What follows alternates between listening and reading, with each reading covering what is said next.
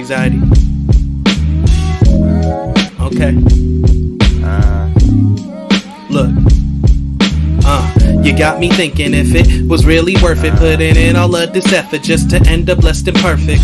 But aren't our great defenses something used for our protection? Or are they just another way to force out imperfections? I guess I'm just defective, pointed in the wrong direction. The library in my head is one fucked up selection. Now children pay attention and you'll receive attention, cause after this I'll ask you an array of questions.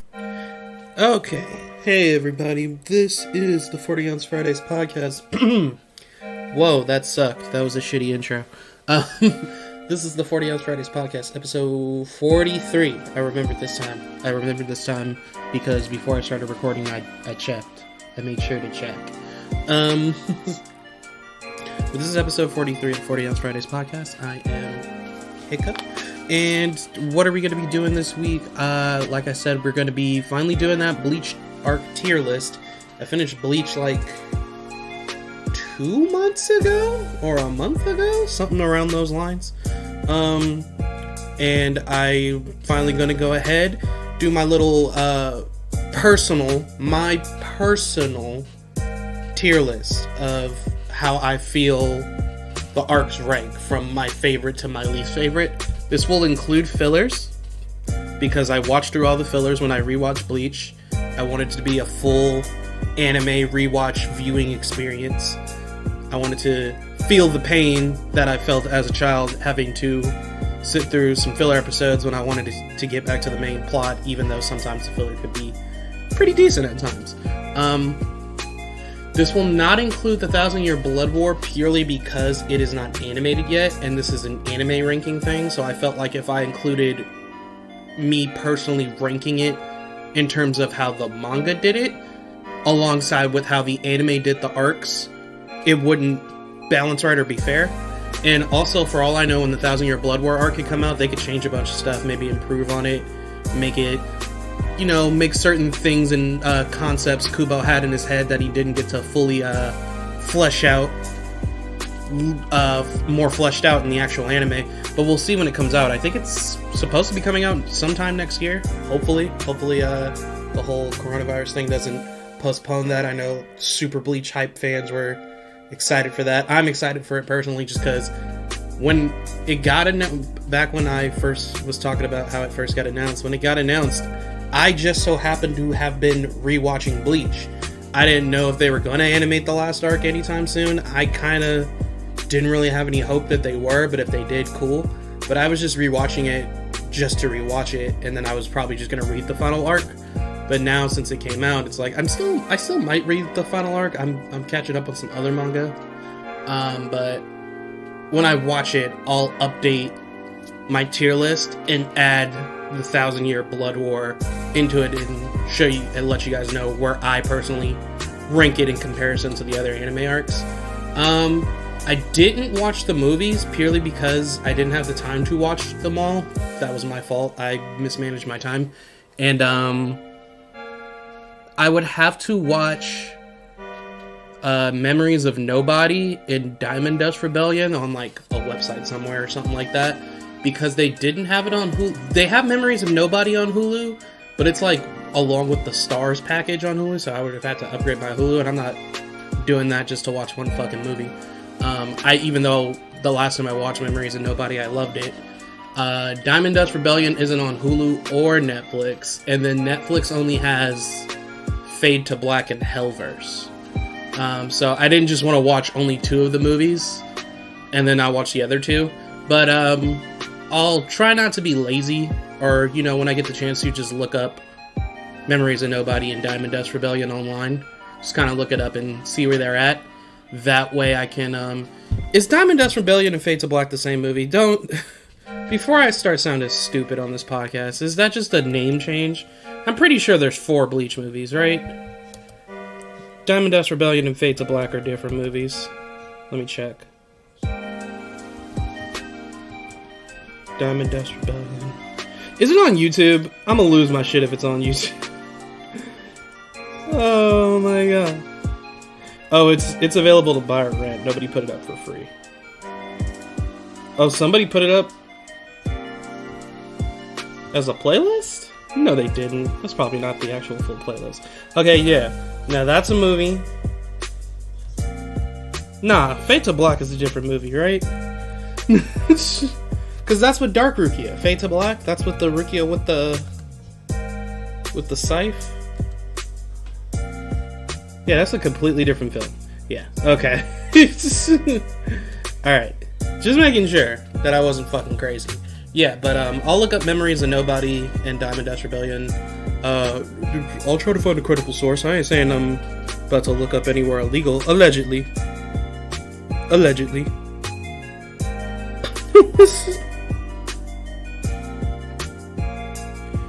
So you know what it is.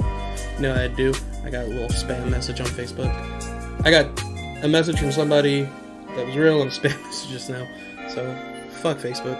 But yeah, when I get around to watching those movies, I'll come back and update the tier list with those two. I want to fit the movies in. So enough rambling with that. That's what we're going to be talking about as the main topic. We're also back on track with the Yu Yu Hakusho retrospectives, and we'll be doing episode 15 or 16. When we get to it, I'll look it up and clarify. But we'll be doing the fight, the first part of the fight with Kuwabara and Miyako. We'll be talking about that. And that's about it. So before that, just some few little quick updates. The Final Fantasy VII Remake Ultimania, is that what it's called? Ultimania? Got released in Japan recently. Very extremely fucking recently. As of this recording, it's Wednesday, April 29th. So that recently got released, and we're getting a lot of information coming in by people who are translating it. Shout out to the people who translated it. Love you guys. And I just watched a video from, I believe he's called The Night Sky Prince. That's his YouTube channel. He does a lot of Final Fantasy content, talking about it, mainly, especially with, the recent buzz of the remake.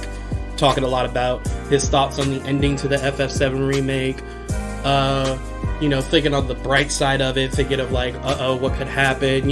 He's hopeful for positive stuff coming from the next parts. He's eager, just like me, to get to the next part because we have so many questions that need to be answered. And he was also one of the few people who was down for changes when the remake got announced and they said they were going to do changes. He was like, no, that's cool. And that was something I slowly got accustomed to too as time went by. But I also agree with him fully that the ending that they had could have been better. Like, the concept they're going for, I guess, is okay, but the execution of it was kind of weird, for my opinion. But yeah, shout out to him. Check out his YouTube channel. He's dope. He does some dope content. But he recently uploaded a video today talking about some stuff that got translated from the Ultimania about the fate of Zack. So according to this stuff, it's kind of vague and it's kind of straightforward, and I'm just why is the word escaping me? This is not the exact quote. This is not me quoting him. This is just me like giving you the gist of it. Pretty much what the Ultimania was saying was Zack is alive this time. What we saw that ending. Oh, I'm sorry, guys. Spoilers if you... You know what? You should have known I was going to be talking about some spoiler shit when I bring up a remake now. After that review, you should just know. But, sorry about that. I'll try to remember to spoil warn you beforehand. But, anywho, as we saw from the ending of the remake, in what looked to be another timeline, after Cloud and the gang defeat the Arbiters of Fate, they changed time for that timeline, and instead of Zack dying at the end of Crisis Core and when we see those events unfold in the original Final Fantasy VII, it looks like he survived. Now, personally, we didn't know for sure yet. Well, not personally. We didn't know for sure yet the fate of Zack in that time or wherever that was, but we could speculate, and a lot of people were saying, oh, he's alive now. Some people were saying, well, maybe that's just a different timeline, because look at the stamp dog on the package, it was a different dog, this and that. Personally, for me, I was like, well, maybe for all we know, they could be trying to pull something over our eyes, and at the start of episode 2, we see Zack limping over to, the cliff overseeing Midgard with Cloud, and he gets shot and killed by some stray soldier. I don't know. But it looks like, according to the Ultimania, Zack did indeed live through that battle, at least from what we saw of that version of that battle and that Zack in whatever timeline that was. So it looks like we are getting different timelines and maybe like some kind of a multiverse in FF7 Remake, which I'm very about. I don't know if we should be doing all of that. Like, I'm down for change. Don't get me wrong. Like, I'm fully. It's a remake. You want a different experience. I'm down for a reimagining of Final Fantasy VII. And then there's the whole argument of like, did they lie about it being a remake? Maybe I'll talk about that more in detail. I talked about it like a little bit at the end of my FF7 Remake review, but I didn't really go too deep into it. But personally, I don't think they really lied. I feel like we were notified pretty well that there was going to be different shit added to the game. That's my personal opinion. Don't come at me. I'm not saying you guys are stupid or anything. I'm just saying, to me, I kind of felt stuff was going to be different. I felt it coming. Just not that, what it was. That shit was ridiculous. I don't know about the whole multiverse thing. The one thing Nice Guy Prince mentioned, like, one idea he had, it could be Square, like Nomura and them, giving a reason as to make a sort of what if Crisis Core 2 kind of game, where this is just like, this ending might not really affect the main plot of the remake, and that it was just a way for them to branch off and be like, okay, now you can make a Crisis Core 2 based off of what if Zack lived through that final battle and Cloud didn't, go through his whole traumatic experience and inherited those memories, which leads into Final Fantasy VII, the original game, and the remake Cloud. Because the question is, when we see Zack walking with the unconscious Cloud, you get that as he passes by with the current remake timeline, Cloud and Aerith walking by him. So the Ultimania was also saying two Clouds can't really exist in the same timeline at the same time. So I didn't outright say it, but they're kind of implying that this Zack and this Cloud are from a different timeline, because also if Zack lived, how would Cloud have the Buster Sword? Because if Zack lived, Zack would probably hold on to it, wouldn't he? So it's a lot of, they're asking questions that we're asking, but they're like, we know you want to know, but we're not really gonna tell you. We're just kind of gonna like vaguely like say shit. That's what the Ultimania did. It does answer some questions though. It does confirm, or almost confirm, that this is an alternate timeline. And I'm kind of leaning on the side of that Night Sky Prince idea, the first idea he was saying, where this is just Crisis Core 2. Yeah, it's called Crisis Core. Why I think sorry. Crisis Core 2 kind of situation where they created a what if timeline so they can make a sequel to that game. And I think I could fully see Square Enix and just taking advantage of the idea of the remake making alternate timelines, since the characters are changing fate throughout the course of the remake. So maybe when we see events in different timelines change, instead of them directly affecting the main plot of the remake, that's just a reason for them to be like, now we can make a spin-off or a what-if game based on this event change in this timeline. And I could see that happening. I could see Square Enix definitely being like, cool, now we can make a Crisis Core 2. Now we can make a game based off of what if Aerith lived. And then instead of them, and then in the main timeline of remake, she still like dies or something like that. Because there are some contradicting statements, and we have been seeing some changes. So if Zack is alive, and Zack is going to be somehow involved in our main remake timeline, it contradicts a lot of stuff they've been saying about the core plot of FF7 remaining the same in the remake, because Zack has to die for you to continue that core plot. Zack's death is kind of the initial trigger to the events of Final Fantasy VII.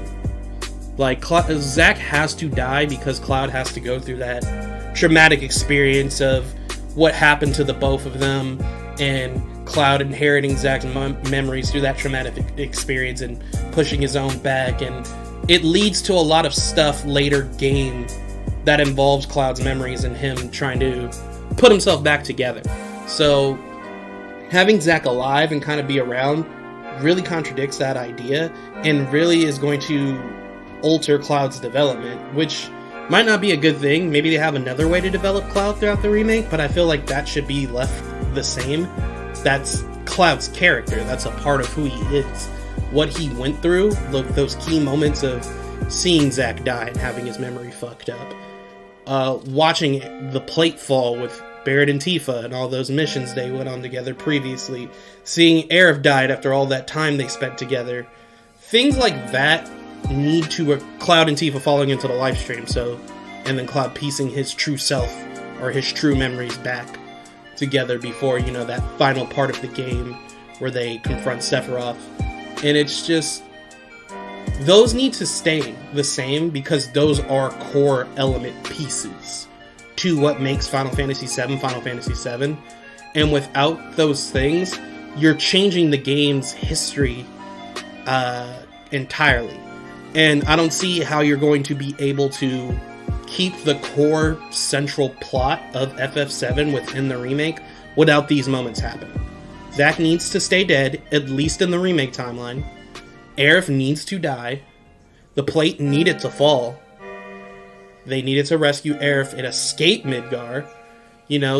Things like that need to happen to keep it going at least on that general flow, while events leading up to those key points can be entirely different. As we saw from the remake Part 1 ending, a lot of different stuff happened towards the second half of that last chapter, but the result is still the same. The team leads Midgar to look for Sephiroth, except they have a more direct goal of stopping Sephiroth rather than just like, what the fuck? Sephiroth's alive? Okay, let's go follow him and see what he's up to. Now it's just like, we have to kill that nigga.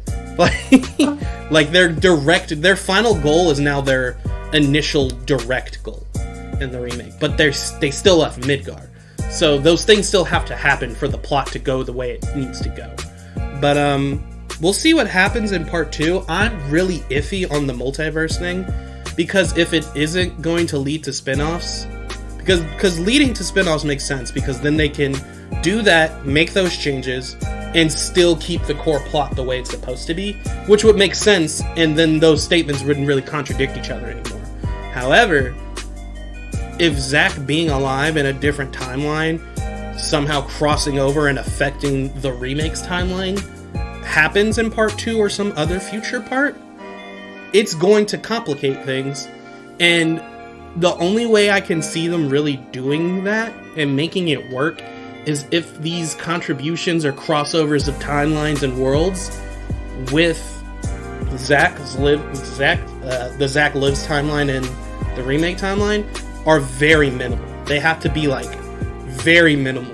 Just little things happen here and there that push the plot to certain events along the way, and just certain nods and acknowledgments, because if you have it cross over too much, then it's going to change things for like the worst, or maybe not exactly the worst, but more like it just wouldn't be the same game, which means they would be lying. They said they were going to keep the story the same, and then they're just like, well, we did this and it's completely different.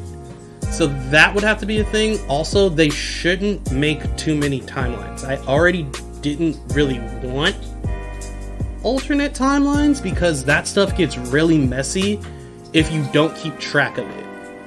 Time travel stuff can work in storylines. Chrono Trigger did a fantastic job with time travel and balancing different timelines. I feel like it's the storyline in any sort of media that's done it the best. And Dragon Quest XI did a good job with it, just because it was so minimal. It was like one thing really that kind of happened that changed everything. So if they decide to keep doing the timeline stuff, they should keep it very simple and have our remake timeline, the original Final Fantasy VII timeline, and the timeline where Zack lives, and that's it. Don't introduce any other timelines, don't add any other, don't do any of that if you're going to do that. Like, acknowledge that a multiverse of infinite possibilities could exist, because technically you've already done that, but don't delve into them. Just be like, yeah, there's a multiverse, but we don't need to know any of that other stuff. It's not important. Because if you convolute the story too much, then it's not going to be the same game, people are going to be mad, The Ultimania also was talking about, they mentioned, like, the parts of the story, like, they were asked, you know, how many parts would the game be, and they were saying that they don't exactly have the exact number of how many parts the game will be. They just know the direction they want to take the remake and how they're going to make parts going forward from this, but they don't know how many parts they're going to be, because if they choose to make bigger parts to make it a lesser number of parts, like let's say if it's only going to be a 3-part game, then it's going to take longer to produce the next part, which means we could be waiting until like 2023 for the remake part 2 to come out. But if they choose to make smaller, more detailed parts, like how they did with the Midgar section in part 1, we'll see quicker releases, but there'll be more parts because they're in more chunks. So if they did that, I could see them, like, honestly, if they choose to make lesser parts that come out quicker, this game's probably going to be 7 parts long, because that'd be the gimmick. It's Final Fantasy VII. It's 7 parts. The original game used the number 7 gimmick a load of times throughout the game, so I wouldn't even be surprised at that point. Like, Disc 1, they could turn into like 3 parts alone. They already made the first 4 hours of Disc 1 of the original 40-50 hours in the remake. So part 2 could be them like exploring and traveling a bunch of places, and then part 3 could be from where shit gets serious all the way up until Aerith's death.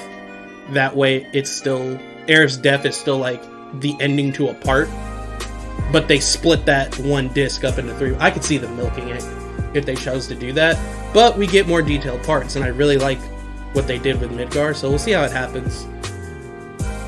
Then again, that would burn a hole in people's wallets, because each part is probably still going to be full price, just like part 1.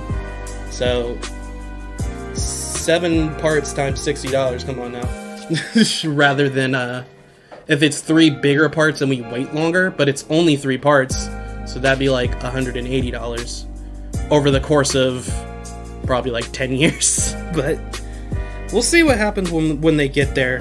Nomura did also say that he wants to get the next part out as soon as possible.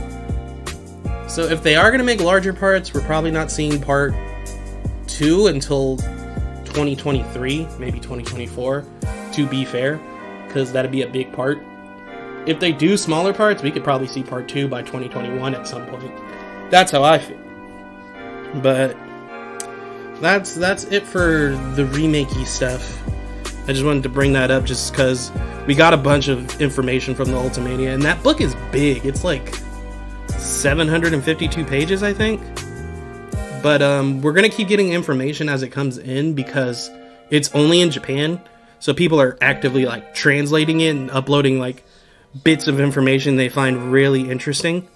So we'll get news as people translate it. So shout out to all those translators who just do this just cause they're not getting paid for it. That's kind of wild that they do that.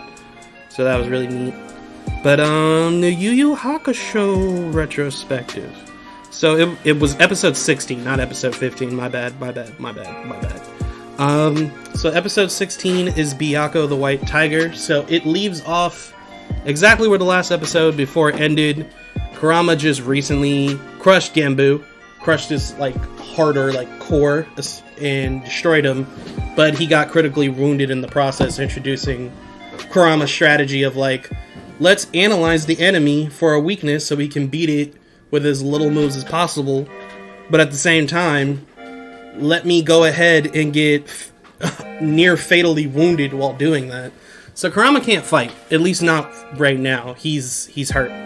So he is kind of worried about it, because he was expecting the two of them to be the only ones necessary to do anything. And he has faith in Yusuke. He's like, there's only 3 of us left, and one of us is completely worthless. Clearly referring to the legendary Kuwabara. But Kuwabara doesn't seem to be too fazed by it. He's about to flex big time on him, and he reveals his spirit sword. But this time, instead of needing that holy like wooden sword handle to use it like he did during the Genkai tournament, he can just manifest his energy on its own, showing that during that I was about to say 6 years.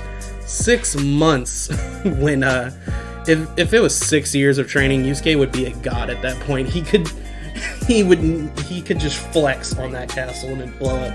But during that 6 months when Yusuke was training with Genkai, Kuwabara was doing training of his own. He also said that when Genkai healed him back then, it felt like he came back tougher. So his powers did actually increase due to being healed through the Spirit Wave technique and through his own personal training of 6 months. Now he's able to use his psychic abilities to manifest his Spirit Sword without a conduit to do it, and he can also extend the length of the sword by focusing more energy into it. So he essentially has like a spear attachment, what Yusuke says. So Kuwabara is pretty confident that he's gonna have the next fight in the bag. He's ready. And I mean, I would be too if you trained for 6 months, did all that stuff by yourself, and haven't really gotten a chance to test it out on anything yet. And he admits that he was scared of Genbu, but to be fair, that was his first time seeing a demon. But, you know, this time he's got it. And then he immediately gets dizzy from using his Spirit Sword. So clearly he hasn't quite mastered it yet, which goes into the whole idea of Kuwabara still relying on brute force to win a fight rather than relying on his actual talent, natural talent of his psychic abilities to win a fight, which is something I bring up all the time. Every character in Yu Yu Hakusho kind of has their own way of, their own fighting style and their own way of winning. Like Kurama puts himself in harm's way, but is able to figure out an enemy weakness and just take them out without having to do too much. Yusuke has a lot of, you know, street fighting, natural fighting experience, and a bit of luck. And then, you know, Kuwabara's got a lot of heart. He tends to lose fights when he's really cocky and overconfident, but when he's in a dire situation and is actually worried and relies on his talents, that's when he really shines, which is what we see during the fight with Byakuo. So they hear Byakuo roaring from, I think, like a couple of floors below where he is. So they run up. Things are crumbling through the sheer power of Byakuo roaring in the castle. They get up to the next level. It's outside. It's like this outer bridgeway to a big platform at the other end. And at the other end, they see Byakuo. So Byakuo is this giant, like, white tiger-looking demon man in a big old Fred Flintstone outfit. And green hair. He looks more fleshy, I'd say, than Genbu. Genbu was like a real outlier of the Four Saint Beast. He was completely made of like fucking rocks. But Byakuo looks more lifelike. So he roars again. He's trying to flex, get them intimidated. Kuwabara looks a little panicked, and he is like, I'll take this one. Granted, I think Hiei could have finessed any of them besides maybe Suzaku. But Kuwabara's like, nah.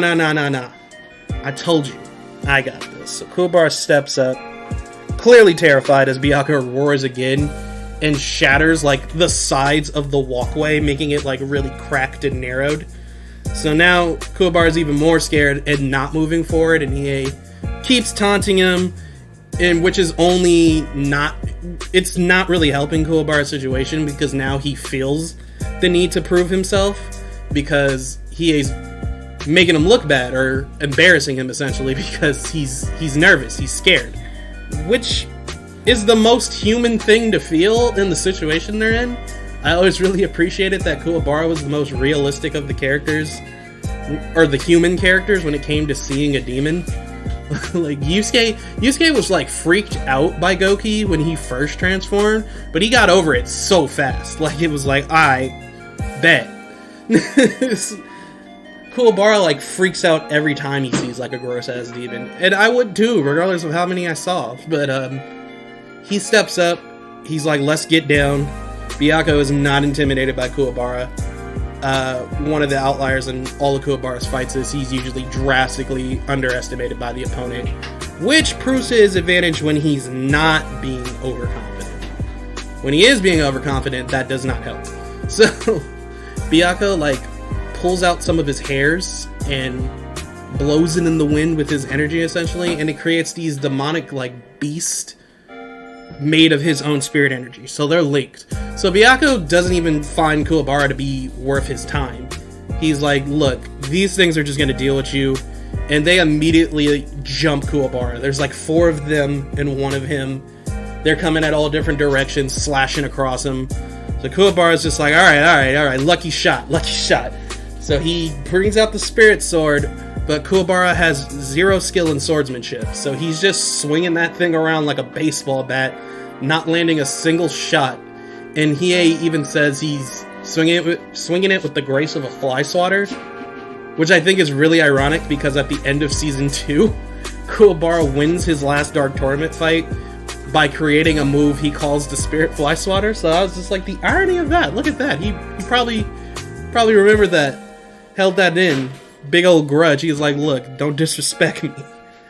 So pretty much the whole first part of the fight is Kuwabara getting beat the hell up. Byakuya's watching, laughing. These things are slashing past him. He can't land a single shot.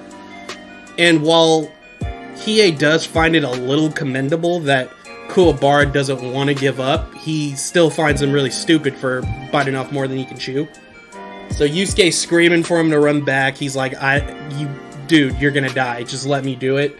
You can't hit them all at once with your one sword. I can shoot them all, which he could with the shotgun attack. So what does Yusuke say? He says something very specific that clicks in Kuwabara's head. He says, you can't hit them all at once like that. Something along those lines. And something snaps in Kuwabara's head. He's just like, he's right. I can't do that. So now it seems like he's actually listening to the rest of them as he runs back across the platform to get back to the group. And the monsters start chasing him down this platform. This is the coolest fucking flex. The reason why I like the Maze Castle arc, one of the major reasons I like the Maze Castle arc so much, and I feel like it is kind of one of the more underrated arcs in Yu Yu Hakusho because of the sheer scale of the Dark Tournament and Chapter Black, even though I love those 2 arcs and Chapter Black is my favorite arc. But the cool part about Maze Castle is not only this is the first time you see the team dynamic and see their unique abilities and skills. It's kind of like my friend Johnny described it as watching somebody play a Dungeons and Dragons campaign, and that's exactly how it is. Each person has like a different skill set and ability, so they each step up to a certain situation to solve the problem and continue their way through the dungeon. It's fucking cool. And Suzaku's kind of like the dungeon master at the top, watching with his little Makai whistle. So the reason why I love it, each one of these niggas in their fights flexes so hard on the enemy they face. It's so dope. Like when Kurama just pulled out the rose whip and everyone was just like, man, what the hell is that? And he finessed Genbu and then took his core and shattered it like it was nothing. Everyone was like, oh, okay. And this was one of Kuwabara's flexes right here. So Kuwabara's running down the path. Those monsters are close behind him. Byaku's like, he is like, look, the fool finally is running back. And Yusuke's like, okay, cool, I got him. I'll help him when he gets back. And it looks like Kuwabara might not make it. It looks like these beasts are going to catch up to him, grab him, and eat him down this narrow walkway. So Byaku's like, look, there's no escape. Kuwabara stops, turns, and is like, who said anything about escaping? And then they show the shot of like the narrow passageway with these 4 beasts all lined up so they can't fucking dodge because there's no free space. And everyone's like, oh my god, this nigga really thought of a clever idea. And Kuwabara extends the spirit sword and stabs it straight forward and pierces through all 4 of them clean. I was like, look at that. Y'all was doubting my boy, and look what he did. He stunned on you. And I get really overexcited when I talk about Kuwabara, but I love Kuwabara so much. So like this was like one of the cool moments. I mean, I was hyped talking about Kurama last week too. And that when we get to the Hiei fight, boy, that fight is so short, but I want to try to say so much about it because I love that shit. But Yeah, so Kuwabara pierces through all 4 of these bitches.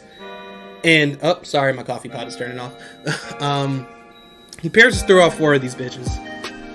And Byaku's kind of like, wow, okay. And he is saying like, oh, he actually thought of something clever. Like, so Kuwabara's, you know, looking real big. he's cheesing it. He's like, see, look. And that's what I'm saying. When Kuwabara actually like thinks and uses his head and utilizes his powers in a way where they're actually being varied and used in very unique and creative ways, he gets W's. Like, Kuwabara can get wins when he actually thinks. When he's just swinging his sword around with the grace of a fly swatter, as Hiei said, he's not doing anything. He's too predictable. But that's also one of his strengths, since he's so greatly underestimated. He has a sense of unpredictability too when he does get the advantage.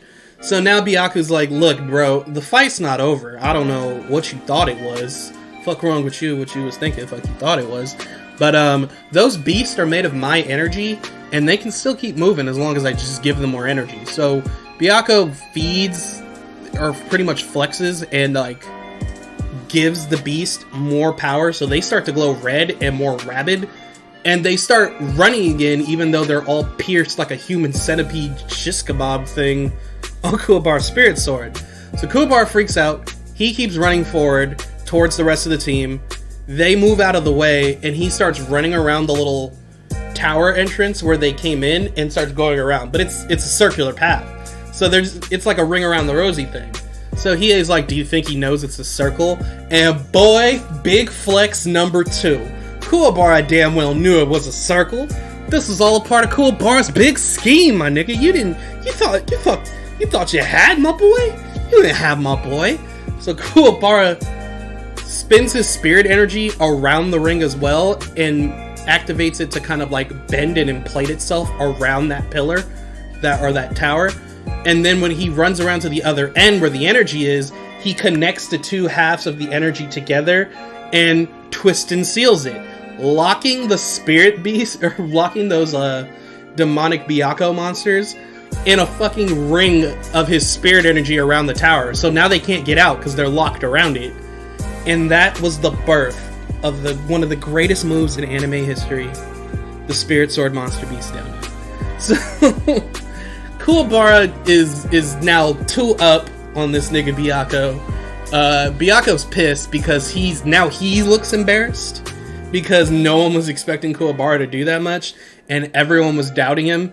So Byaku thought he had the win in the bag without even having to try, and now Kuwabara just apparently just, and the pure childishness of Kuwabara's like moves, though they were clever, it was like Spirit Sword Monster Beast Donut. You know, if a nigga actually succeeded with doing some kind of attack named that on you, that's embarrassing. It's just like, wow, this man really did that to you. You really let that shit happen to you.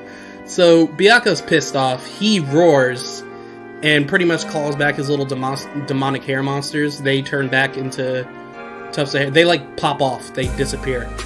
So now Byaku is ready to fight, and Kuwabara has his confidence way up now, because now he's been able to show that he is capable and creative when it comes to a fight when he actually thinks.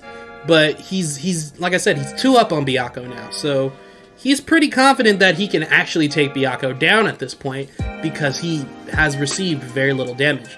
Those wounds that he did get from those demonic beasts clearly weren't too much, because he's standing pretty tall. He walks across that walkway again, and is like, look, and Byaku's like, I am the white tiger, I'm a hunter, this and that, you know, he's declaring himself, you know, as a superior to Kuwabara. Kuwabara's like, look, and I'm Kuwabara, so let's just fight.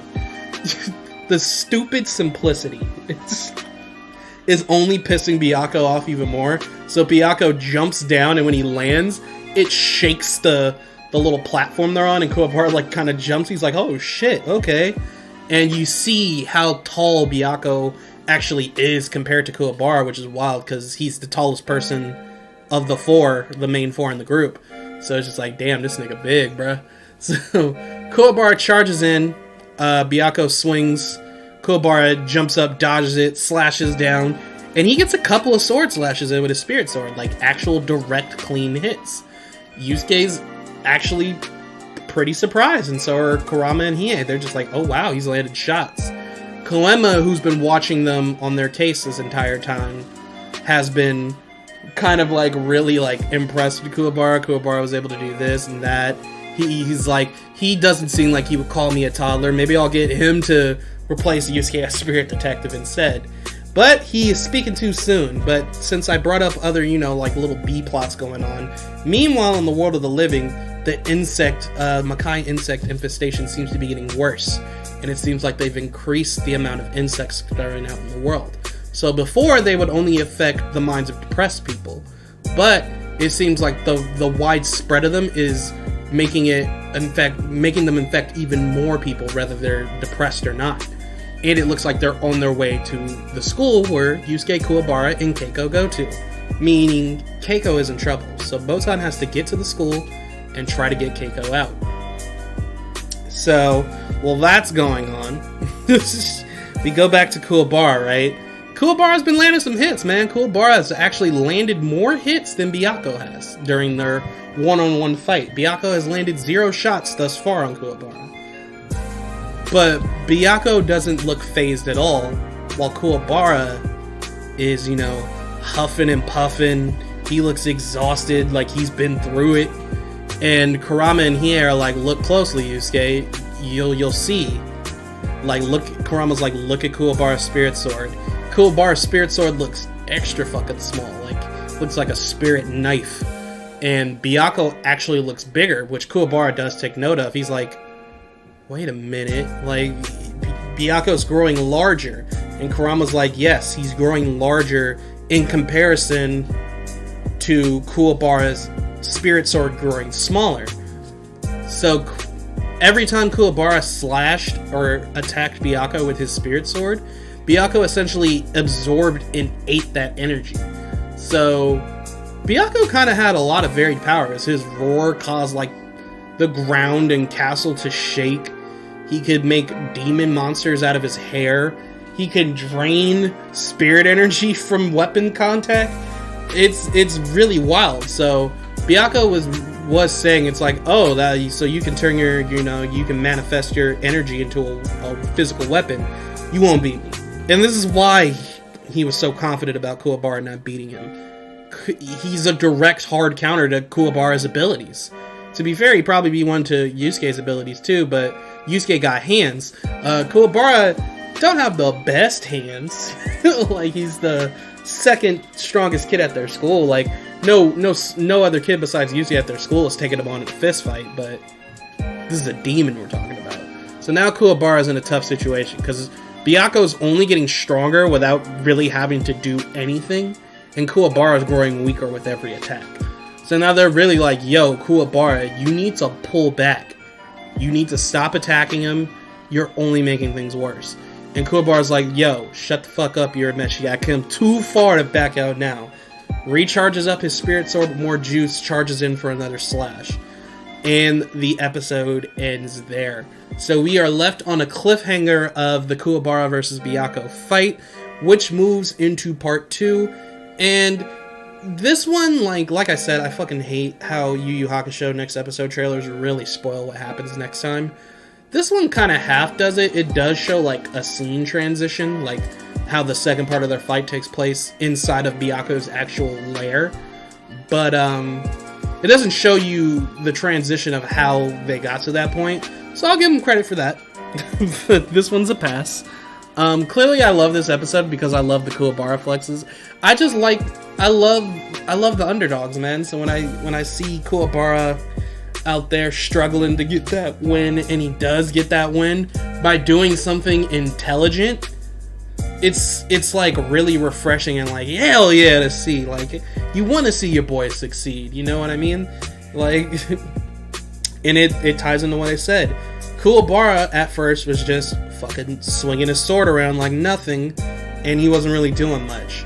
But when it clicked in his head, when Yusuke was like, look, dude, you can't hit those things all at once, he was like, I can't, but if I do this, I can. So he thought about it, remembered, oh yeah, I can stretch out the length of my spirit sword by giving it more energy, he thought of a clever way of beating those things. And when they powered up and chased him, he immediately ran towards the tower and thought of that plan of locking them in. So it's just like, look at that, dude. You're not as dumb as you make yourself out to be.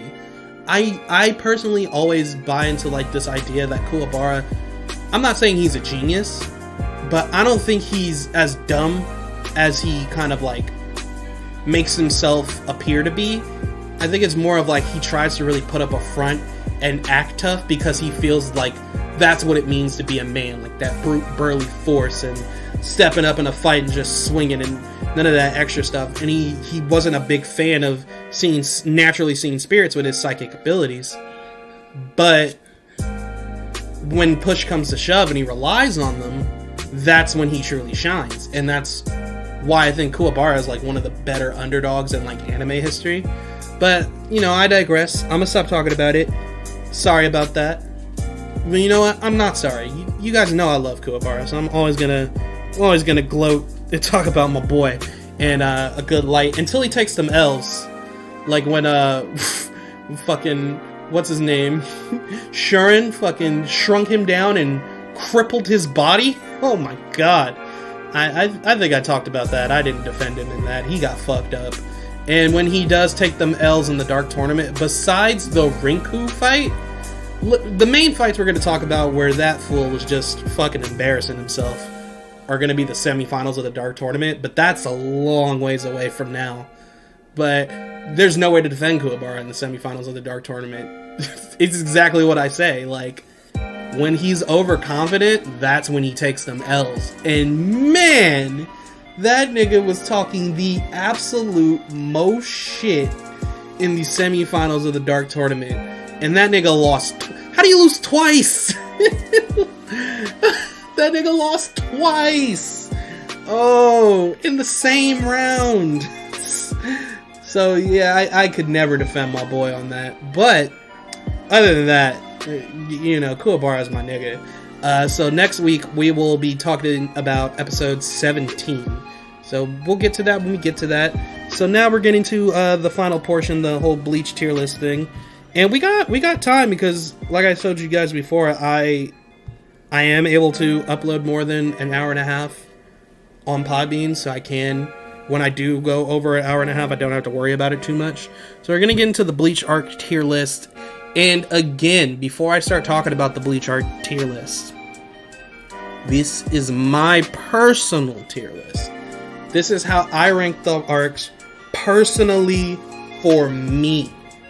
This is not like me saying this is the definitive Bleach tier list. This is the exact order of how good each arc is, and everyone should agree, and if you don't agree, you're fucking wrong.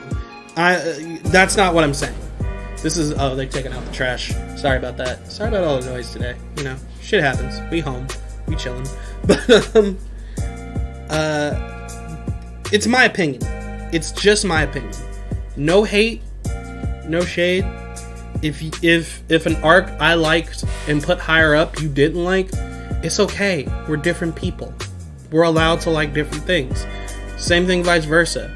If an arc you really loved I put lower, sorry, that's just how I feel. Here's how I split up the arcs.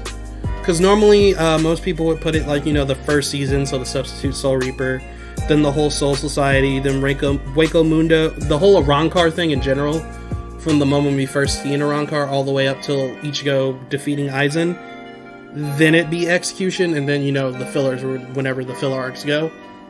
I split the Arrancar arc up into 4 portions, and the reason why I split it up into 4 portions is because I feel like each one plays as its own separate act in that grand scheme of things. I see the Arrancar arc more as like the Arrancar saga, like if you think about it, because that shit was long. Like that shit went on forever. If you go by like the moment Ulquiorra and Yami first show up and like fuck up Chad and Yami beats the shit out of Ichigo, all the way up until like Dangai Ichigo versus Aizen with the Hogyoku all powered up, That's a lot. That's a couple hundred episodes. Like, that's a lot of episodes to get through. So I split it up into 4 acts just to make it easier, and also it's split up because there's also filler arcs, whole ass filler arcs that play in between these acts. So here's how I split it up. For part 1 of the... So I'll go in order of the arcs. So this is the order of the arcs in terms of story. So we have the Soul Society arc, the Substitute Soul Reaper arc, which is season 1. We have the Soul Society arc, which starts from, you know, Ichigo, Uryu, Chad, Orihime, and Yoruichi infiltrating the Soul Society to go rescue Rukia. All the way up until where they rescue Rukia, you know, the big fight with Ichigo and Byakuya, Aizen's true plan revealed, all that stuff. That's all the Soul Society. Then the Bounce arc, which is our first Bleach filler arc.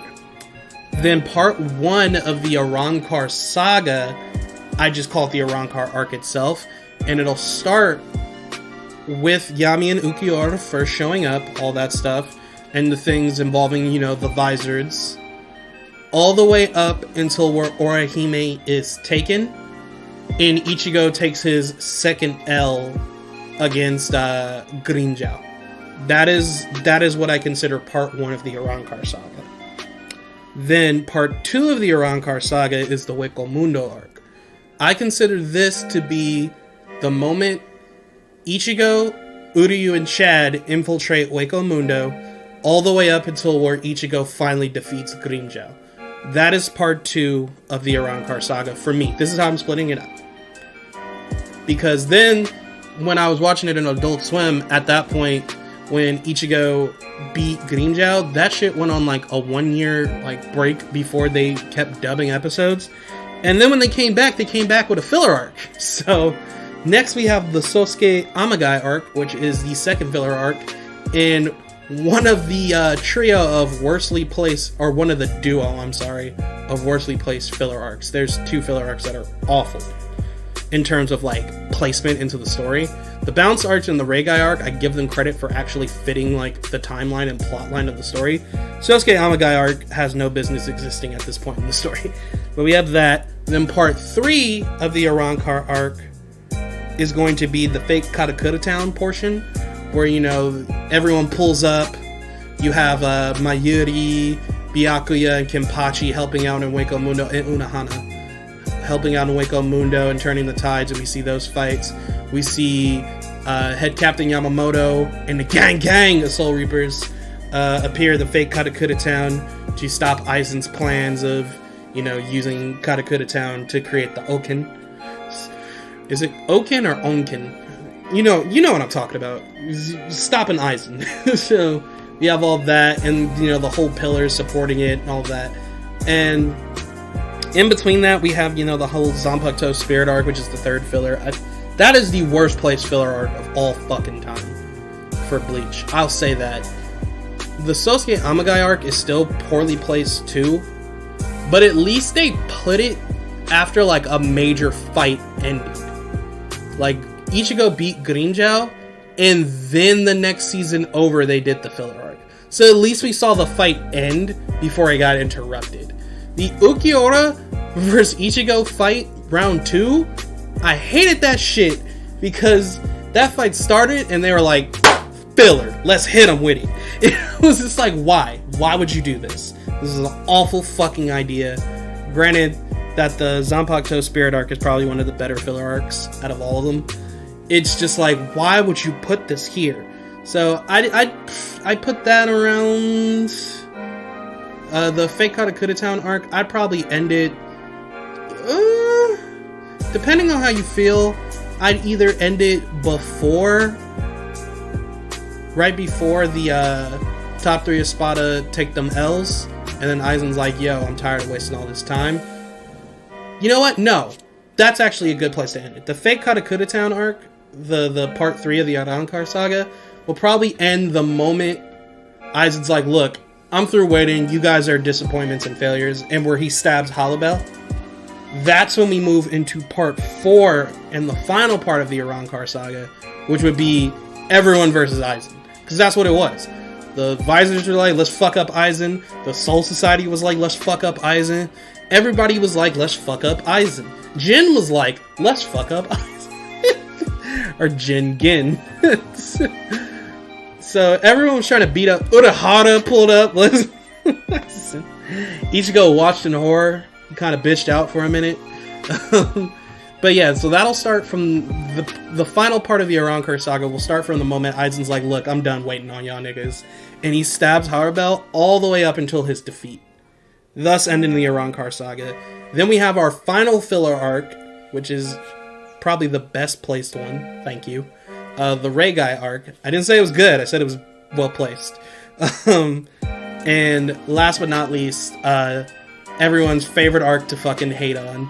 You love to hate it. Execution. And I probably have a very unpopular opinion about Execution, but we'll get to that when we get to that. So, those are the arcs. So that's 11 arcs. We're not including the movies yet. We're not including the Blood War yet. We'll add those in. So then in total we'll have like 16 different things to rank for the Bleach stuff. But number 11 on my personal tier list of liking arcs, and the only reason why this one is number 11 is because of its length. I'm gonna say this right now. All the filler arcs are the bottom 4, okay? It's just like, even like some, I'll explain why, but all 4 filler arcs of Bleach are my least favorite arcs of Bleach. I just didn't need them. And even if some of them had like good moments or good concepts and ideas, which they all did, some of them didn't need to be as fucking long as they were. Which is why I put the Bounce arc at number 11. It is my least favorite out of all 11 arcs of the Bleach anime. And the reason why it is because it's too fucking long. It's too long. It's like 40-something episodes. It did not need to be that long. They could have done that whole Bounce arc in one season. And if they had done it in one season, it probably would have been number 9. So it would have moved up like 2 slots. It still would have been towards the bottom, but it wouldn't have been the worst arc. It was just too long. I like the concept of the Bounce. I like the idea of what they were and what they did, how they were kind of like, you know, the Bleach equivalent of like vampires, essentially. They fed on souls, and the little concept of them summoning a doll to protect them, and that's how they fought. And if you kill the doll, you know, all that, if you kill them, the doll dies, all that shit. Like, I thought it was a cool concept. It just dragged on so long. It got to the point where I'm like, bro, they fought this same nigga like 5 times. Kill him. It's over. Kill him. And they left like this thread of like one of the Bounce like living. Like one of them lives. All of them die except for one. In Bounce, I believe they can't have children or something like that. They can't like reproduce. They're immortal as long as, you know, they don't get killed and certain rules and this and that. But he's the last living Bounce alive. And it's just like, why? For what? You're never going to bring him up again, which you didn't. You never brought that last living Bounce up again. You brought a dead Bounce up and incorporated him into the early, like, Arrancar portion arc stuff. Into the anime, at least. But the one that lived, you never brought up again, not even in, like, a different filler, where you could have easily done it.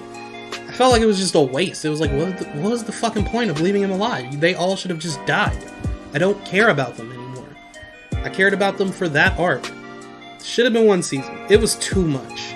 It was just like I got to like 28 episodes in, I was like, damn, this shit might be almost over. And I checked just to see how many more episodes it'd be until I got to the next like canon part of the story. And I was like, I still got 20-something episodes left. How the hell did they think this was a good idea?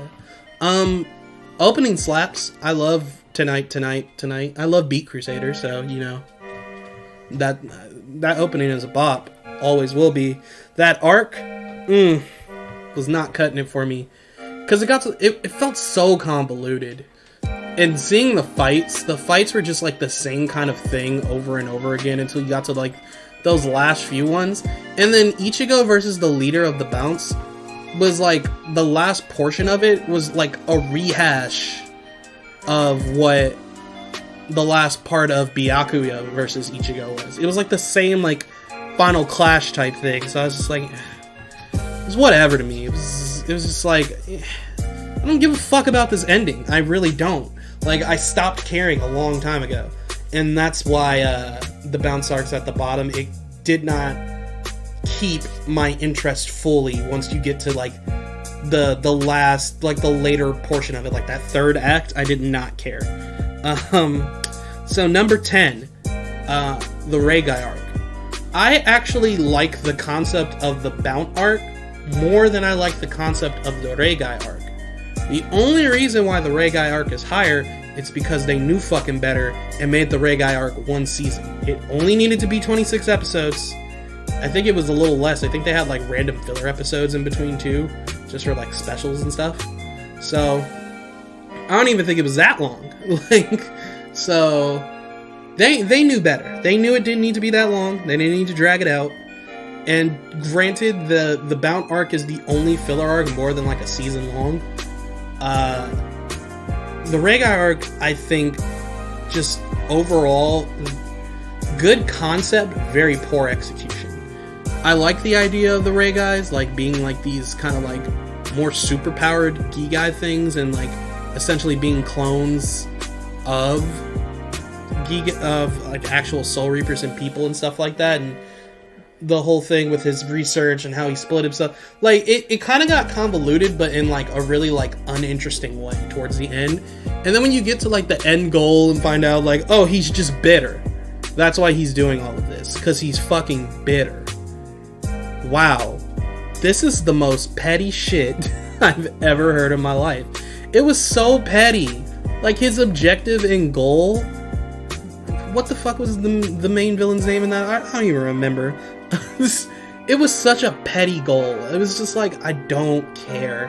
One thing I will point out about the Reigai arc, one, opening slapped. I really like that opening too.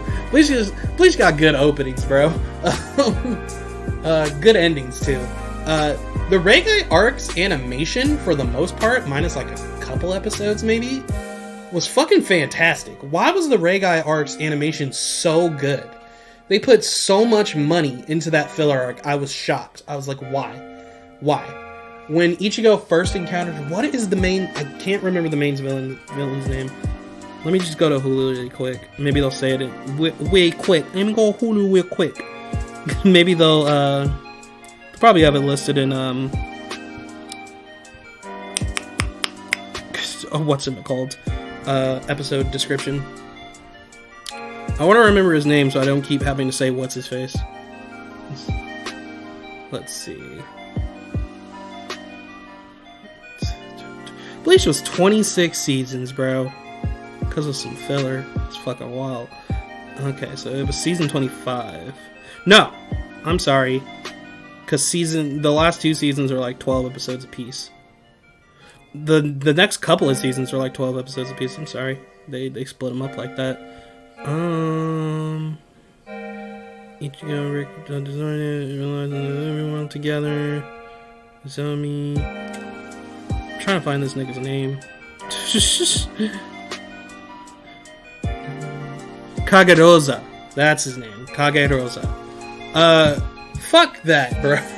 When Ichigo first fought Kagerosa for the first time during that arc, the animation was so intensely good, I was like shocked. I was like, why? Why did they put so much money into this filler?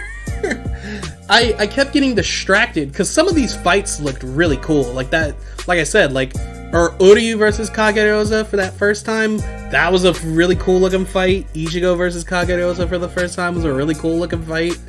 Some of the Reigai fights against like their like actual real counterparts were cool. The final fight was pretty dope.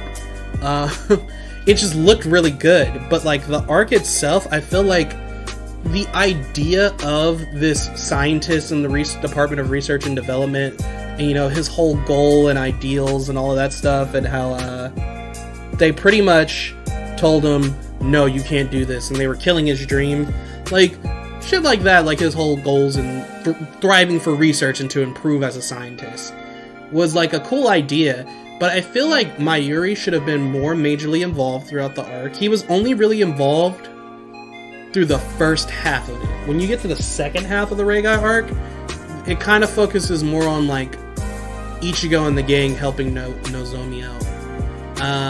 Nozomi's an alright character. I'm not a huge fan of the generic tsundere. Is she a tsundere? Would I consider her that? I don't know. I didn't really like her until like the last couple of episodes where she opened up. It just took too long for her to open up too. I do like slice of life portions of Bleach though, so I appreciated some of those slice of life episodes because I like the Bleach world and the Bleach aesthetic because them niggas got drip. So when they're just chilling in the living world, walking around in their normal clothes, I'll be like, man, these kids are stylish, bro. Another thing I can appreciate about the Reigai arc is the fact that it stuck to the canon timeline of events. It takes place after the end of the whole Arrancar saga. So when it starts, they clarify that yes, the Arrancar stuff already happened. This is a little after that. Ichigo still has his powers, but it's only for a certain amount of time. Eventually, he's going to lose all his abilities in general, entirely. So one of the major things that happens throughout the Reigai arc is that they're trying to help Ichigo keep as much spirit energy as possible throughout this whole ordeal. At one point, he loses all his power because he uses it up, and Kageyosa takes Nozomi and leaves. They manage to temporarily get his powers back. They're unstable, this and that and this. But by the end of the arc, the last episode of this portion of this like arc, the Reigai arc, I really like because it's like a farewell between Ichigo and Rukia. I know people wanted them to be romantically involved. They weren't. Sucks. Could have happened. Felt like it was going to. Didn't. We're not going to discuss that. But they have a strong friendship. They have a strong bond. Ichigo wouldn't have become a Soul Reaper had he not met Rukia. So it's kind of like their last night on the job together. And, his powers are whittled down. He feels worthless. And Rukia's like, that's not the Ichigo I know. The Ichigo I know, never gives up. And this and that and that and this. So Ichigo, does that last Getsuga Tensho, and I was like, my heart, that's beautiful. I knew he was going to get his powers back during execution. I had already known this.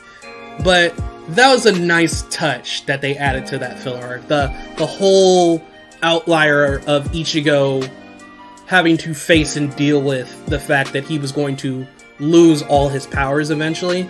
This is kind of like his last hurrah throughout that arc. And that's another reason why he so strongly wanted to help. He wanted to be of use before it was too late. And then the ending where he wakes up in the morning and his powers are about to completely fade off. And Rukia fades from his view. He can barely hear her voice anymore because he can't see spirits. And he's like, Rukia, thank you. And it ends. That shit was beautiful.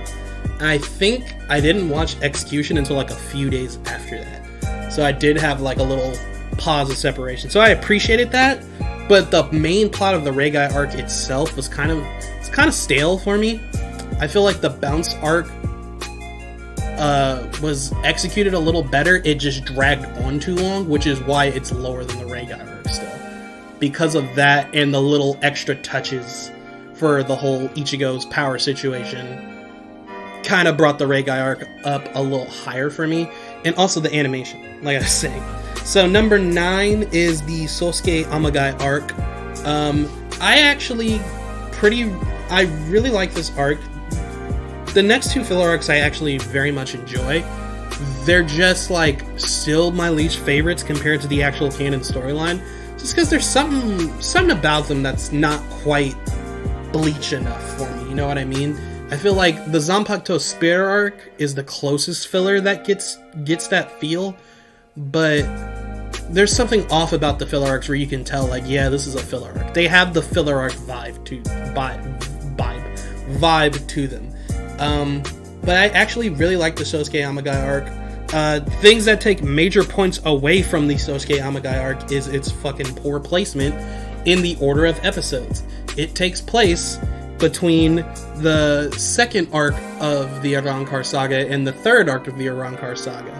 I split them up in the arcs because they're so big, not because I want filler arcs in between them. It was fucking annoying. I hated that. I hated when Bleach came back on, like years ago in Toonami with the new episodes, and I was excited to see what was going to happen in Wake on Mundo after Dreamjaw got defeated.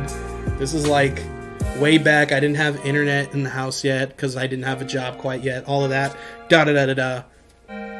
Bleach came on. This opening showed up, and I was like, what is this? And it said Sosuke Amagai arc. And I was like, what is this? And I was so confused watching the episode because I was like, why the fuck are they not at Wake on Mundo? and the staff, like the writers of of the anime for like the filler and stuff, they know damn well that shit was weird because Toonami didn't show you the next episode previews. I think they might have by mistake like once or twice, but usually what they did was they shortened the ending songs for Bleach down to like 30 seconds, and then they didn't show the next episode preview because the way time slots were in America, they didn't have time to do that. They had to finish it, do another commercial break because they do like 3 commercial breaks, and get to the next show that was airing. So you didn't see that either, but when I rewatched Bleach on Hulu, they show the next episode previews.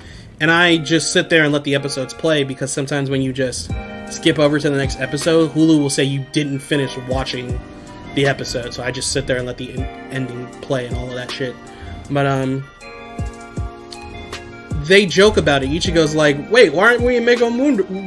Why aren't we do... They do that for the Sosuke Amagai arc and the Zanbakuto Spirit arc. So they knew they were doing that shit. I fucking hate them. Fucking hate them. The filler arcs, man. I'd rather them just not make Bleach episodes until they could the manga was caught up far enough for them to just make new episodes. Sosuke Amagai arc's plot is really good until the last couple of episodes. Now, the fights are cool. I like the concept of like those little orm things and how they were essentially fighting like ninjas. That's how I pictured them in my head because the Soul Reapers are like samurai. So like when they were fighting that clan of people and all of that good shit, and they had those weird orm things that mutated them and all of that, they all look like ninjas. They all look like assassins. I like that concept of kind of like the samurai versus assassin thing. So the Sosuke Amagai arc is split up into kind of like acts as well, where at first Ichigo's interacting with Ruichio and then those other Soul Reapers that are her guards, and then the whole those ninja guys trying to kidnap her. I forget what they're called, but meanwhile in the Soul Society, Izuru's getting adjusted to his new captain and the new third seat, but something fishy's going on with them. So the second act, they kind of more like converge, like cross paths, because similar their problems are from a similar source. So that happens. It's funny. I give this arc points too because I didn't really like Izuru Kira's character until this filler arc. I didn't really care for the character, and I probably would have liked him more if the filler arc didn't happen and we still got to the fake Katakura Town arc and he did that fucking execution thing. That was awesome. But it's funny how a filler arc made me appreciate a canon character more than I did before, because I didn't really care about Kira at all. And then throughout this arc, I loved Kira. He was awesome. When he fought the third seat, that shit was cool, and he took him out. Like it was cool. And then the third arc, where Amagai's plans are revealed and he's the actual true villain. And you can kind of see that from when the opening song doesn't change, but the images in the opening change. And he kind of has Ichigo and him are standing back to back, and it looks like they're teamed up, and they're like a tag team essentially. But like Sosuke had like this weird smile on his face. Is it Sosuke or Shosuke? Because Aizen's full name is Sosuke Aizen. Is it Shosuke? I might have been saying the wrong name the whole time too. Fuck. Let me fact check myself.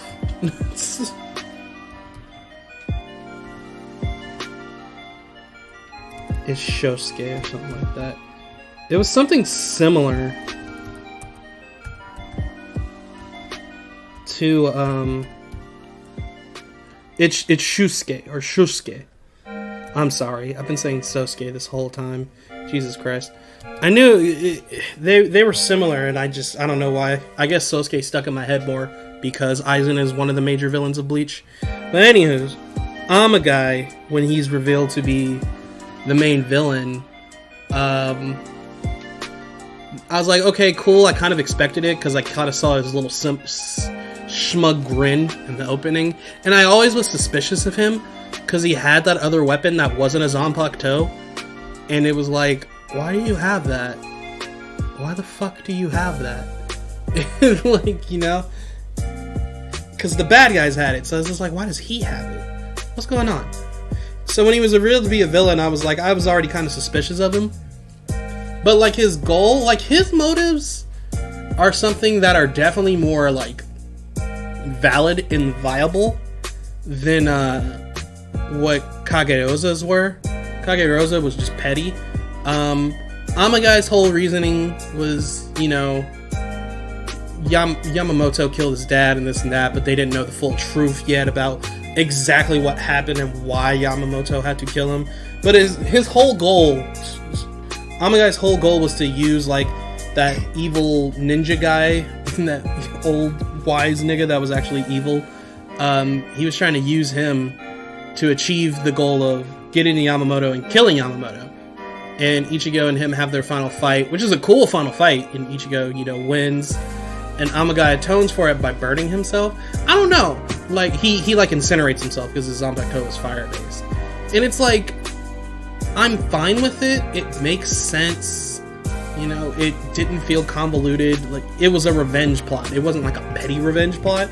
It was like, you killed my father for no fucking reason. And this and that. And you betrayed him and you had him do this. He didn't know the whole story, so he felt as if like the Soul Society was shady as shit, which they are. But he felt they were shady as shit in a way where they're the ones who sent his dad out to do what he was doing in the first place, and then they killed him because I guess he knew too much. That's what he assumed happened, but he didn't know the full story, which is similar to kind of like what leads up to what happens in the Zanpakuto Spirit arc with one of the main villains, but a little different. I don't know. I just felt like it all happened too fast. I think that's what it was.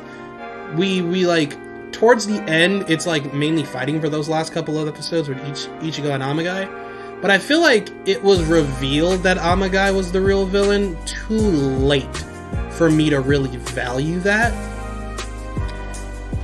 You know, like I said, I already kind of assumed he was, but the reveal kind of felt empty because I was like, well, there's not that many episodes left, so we're just wrapping this bitch up. Amagai's the villain. And I think that's what it was for me. I mean, the whole Muramasa Masamune thing is kind of similar. He got revealed later. I don't know. I feel like it was executed better. Maybe it's because Masamune was actively there the whole time, and we knew he was a bad guy, rather than it's not revealed Amagai is a bad guy until like the last couple of episodes, and then we realized what he was trying to do. So it was okay, but I feel like it got revealed way too quick. So last act of that arc is a little stale, but not as stale as what happened to the Ray Guy arc, and it was as long as it needed to be, unlike the Bounce arc. So it takes the number 9 slot. So number 8 is the last filler arc, and that would be the Zanpakuto Spirit arc. This is by far the best filler arc in Bleach, in my opinion. I think a lot of people agree, though, that the Zanpakuto Spirit arc is the best arc in Bleach. I don't think a lot of people actually dislike this arc. The reason why it's lower than any canon arc, there's a couple of reasons. For one, like I said, it just doesn't have that full-on Bleach feel. It's close. I feel like it's like 85% got it, but it's not quite Bleach enough for me to match with those canon arcs. Reason 2, it is the worst placed filler arc in all of Bleach. I know this tier list is my opinion, but I think a lot of people can agree that this was the worst time to play a filler arc. Ichigo and Ukiura are about to get their rematch on. Ukiura, fucking impaled Ichigo and almost killed him the last time they fought, and Ukiura wasn't even trying. So now Ichigo's back, he's powered up, he's ready to save Orihime. Orihime's there. It's a big event. It's like a culmination of all this shit going on. And they run up and clash, and then we get a filler arc next episode. A whole filler arc. Not only is it a filler arc, they have the nerve to split this 26 episode filler arc into 2 halves. Because we have the whole Zanpakuto Spirit thing with Muramasa and Masamune, and then like the last few episodes are the Zanpakuto Beast arc. Like I said, this arc as a whole, very good concept. They executed it really well. I enjoyed Masamune as a villain. Muramasa versus Byakuya, that's probably the best filler arc fight in all of Bleach. That fight was fantastic. When they were going back and forth with them Kitos, boy, oh shit, I was losing it. Like, that shit was awesome. Like, I really enjoyed that fight. But, like I said, not quite Bleach enough. And why would you play that right when one of the most anticipated fights in the whole Arrancar saga? I feel like the most anticipated fights in the whole Arrancar saga was like the final fight with Aizen, Ichigo versus Grimmjow, and Ichigo versus Ukiura. So when they get to that point and you fucking filler arc it, I was like, come on, man. Like, I was so salted. It was annoying, but the arc was fun. Another opening that slapped. The first ending slaps hard as shit too. It was a cool idea how Masamune's Zanpakuto ability like pretty much did the whole like essential like hypnosis and control thing, and then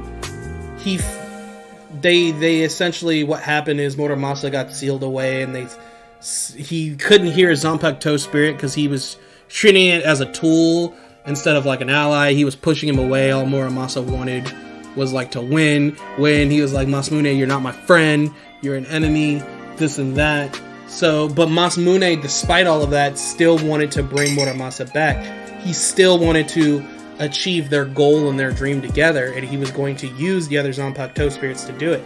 So he started that rebellion, controlled the other Zanpakuto spirits. Seeing the other Zanpakuto spirits was awesome as fuck. Like, that was cool. Their designs are really neat. And their personalities in general. It was fun. It was a fun arc. It was a cool ass concept because they didn't introduce a lot of new things. Like, we know what Zanpakuto spirits are. So, and we knew every sword has a spirit that's bonded with their owner, like the Soul Reaper they're attached to. So we already knew they were essentially kind of like their own separate living entities within the sword. So it was cool to see, and they didn't try to spoil anything, or like make some kind of like non-canon version of Kenpachi's spirit, because Kenpachi couldn't talk to his sword yet. So I appreciated that they didn't do that either. And Masamune's whole goal was essentially to unseal Muramasa, which he does. He succeeds. The reason why I like that final reveal of Muramasa better than Amagai is, like I said, Amagai was a good guy until he revealed himself to be a bad guy during like the last couple episodes of the arc. So he's a bad guy. The final fight, his motives were wrong, this and that, atonement, the arc is over. I was just like, the third act felt really rushed. This felt right because Masamune was the main villain the whole arc, and you slowly over time are trying to piece together what he's trying to do, and then you figure it out at the end, and then Muramasa is freed. So Masamune is like the main villain of the arc, but Muramasa is like the big boss at the end. So it worked, like that dynamic worked. And Muramasa did not give two shits about Masamune. And he fucking stabbed him when Masamune freed him, and Masamune went berserk, and all that shit happened, and they had to put his spirit to rest. It was cool. It was a cool execution. Byakuya betraying the Soul Society because he was trying to right the wrongs of the Kuchiki clan, because that involved him, because Muramasa was a Kuchiki. Kuchiki by marriage. He wasn't by blood. But that, like I said, the Muramasa Byakuya fight was fucking awesome. It was so good, and that finish at the end where Muramasa is like, Masamune, come to me. This might be my third Bleach fuck up. I'm questioning myself. Muramasa is the Soul Reaper, right?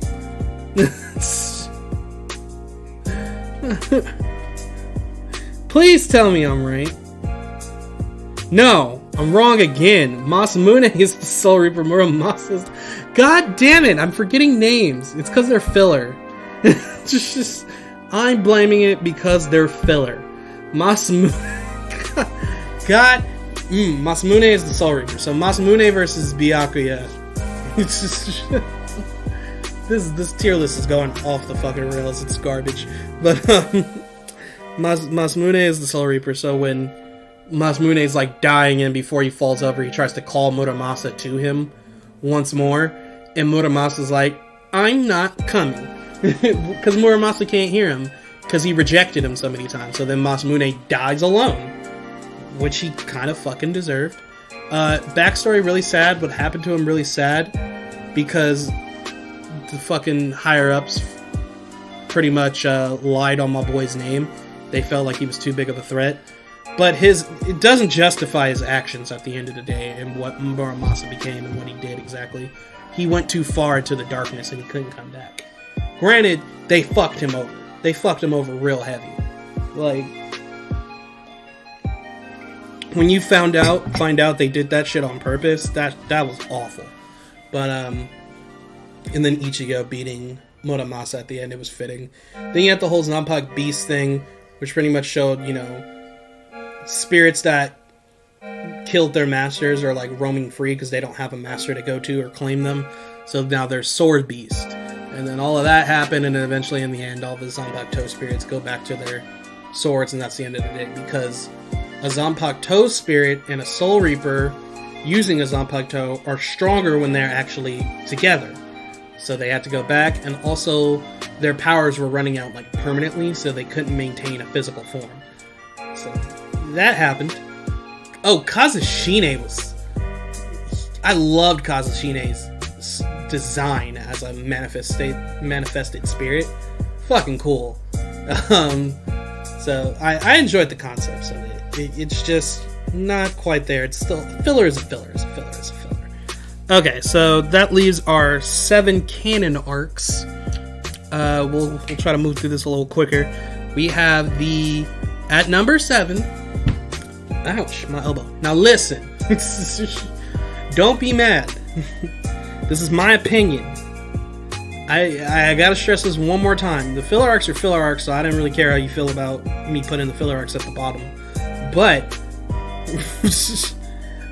do not be mad at me for the way I rank these. This is my personal opinion.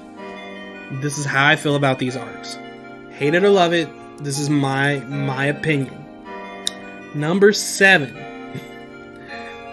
is part 1 of the Arrancar saga, the Arrancar arc. Now, the reason why this one is number 7 compared to the other 6 arcs, I just feel like it's the weakest of the 7 canon arcs. That's just how I feel about it. Like, plain and simple. It's a good arc. Like, I'm not saying it's bad. Like, the whole thing of introducing Ukiura and Yami just one-shots Chad like it was fucking... Chad gets chatted again, you know what I mean? Like, they hoed my boy Chad. They just hoe my boy Chad. Tries, though. Chad's always there. Chad's always there to back him up, but they just be hoeing my boy Chad. Chad was doing shit in the execution arc. I was telling you, man. It's that mind control shit. But it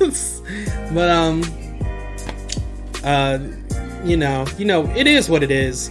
But at the end of the day, it is more of a build-up arc rather than like an actual arc. Like I said, this is me splitting the Arrancar saga into 4 sections. the reason why this all the way up until Orihime getting kidnapped is like what I would consider part 1 is because it's all set up. This sets up Ichigo learning how to be a visor. This sets up Aizen's main overall goal. This sets up the Soul Reapers being in the living world, training, doing all of this stuff. This sets up Uryu getting his powers back. It sets up Chad getting stronger. Orihime's kidnapping. It sets up a lot. Rukia got her powers back at the start of this arc. So you actually get to see Rukia Zanpakuto, which is fucking dope. And there's dope fights, like the Arrancar they fight, that first wave, and they're like, okay, we actually need to train because these niggas almost bodied us. This is kind of terrifying. We had to go full power, like full power, just to beat them. That's terrifying. Except for Rukia. Rukia ended up fighting the fodder one. So she finessed that nigga quick. And Chad felt his weakness because the weakest one of those Arrancar that showed up, Delroy, even Ichigo was like, no, Chad, he'll beat you. So Chad was hurt. Chad was like, yo, I want to help. I want to be able to protect my friends and contribute. And y'all telling me I can't even beat this nigga Delroy? Damn, bro. Like, they was like, Chad, sit the fuck down. It's literally the RDC World 1 when you find out you're a side character video. That's how Chad felt at the moment. He was like, oh fuck, I'm a side character. Like, they really hoed Chad. But it was cool stuff, and it was a perfect introduction to the drastic amount of shit that was to come. But like I said, it was mainly setup. So I feel like compared to the other arcs, there's a lot more cooler stuff that happens and more well put together executions of like structure and plot and character development that happen in other arcs compared to this one.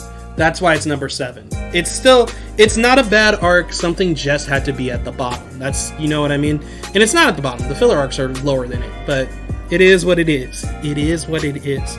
So, number 6, don't get mad at me, is the Substitute Soul Reaper arc. First season of Bleach. I think we can rank this one a little lower fairly. Like I said, not a bad arc, just like the Arrancar arc, like the part 1 of the Arrancar saga. It's the first season of Bleach. So of course you expect better things to come from after the first season, which there are. The Arrancar saga as a whole, I think, is fantastic. I think the Substitute Soul Reaper arc is better than part 1 of the Arrancar saga, which I just call the Arrancar arc, because I just love the fucking vibe to first season Bleach. First season Bleach's whole aesthetic and vibe is so unique to itself. Like, that's such Bleach vibes. When you think of Bleach vibes, you think of season 1 of Bleach. You think of Asterisk. That opening is a bop. Like, you think of Asterisk, you think of the aesthetic of the opening song where they're all like dripped out in their normal clothes. You think of their school life. I like the characters in Bleach. I like the classmates. I like Ichigo. I like them living their day-to-day lives. I really love the slice of life stuff to Bleach as a whole. It just fits that world. Like, it's such a nice feeling world. I like the vibe. It's such a cool, like, Kubo made a cool world. Despite Kubo's flaws and faults throughout Bleach, but I feel like the world of Bleach and the aesthetic of Bleach is so well crafted. I really like it. And I like those vibes. I enjoyed it. There's a lot of good, arcs too. You get introduced to your main characters. You get introduced to Ichigo and who he is, and later you learn about the Grand Fissure and his mother's death, and you learn about Uryu and the fate of the Quincy's. And when he gets introduced, you learn about Chad's background and why he usually doesn't throw hands unless it's to protect his friends. You learn about Orihime and her backstory, and Tatsuki and the other classmates and all that. It was a good intro, and it felt like a natural introduction arc. It didn't feel like, oh, now we gotta know this character. Oh, no, we gotta know this character. Oh, now we gotta know.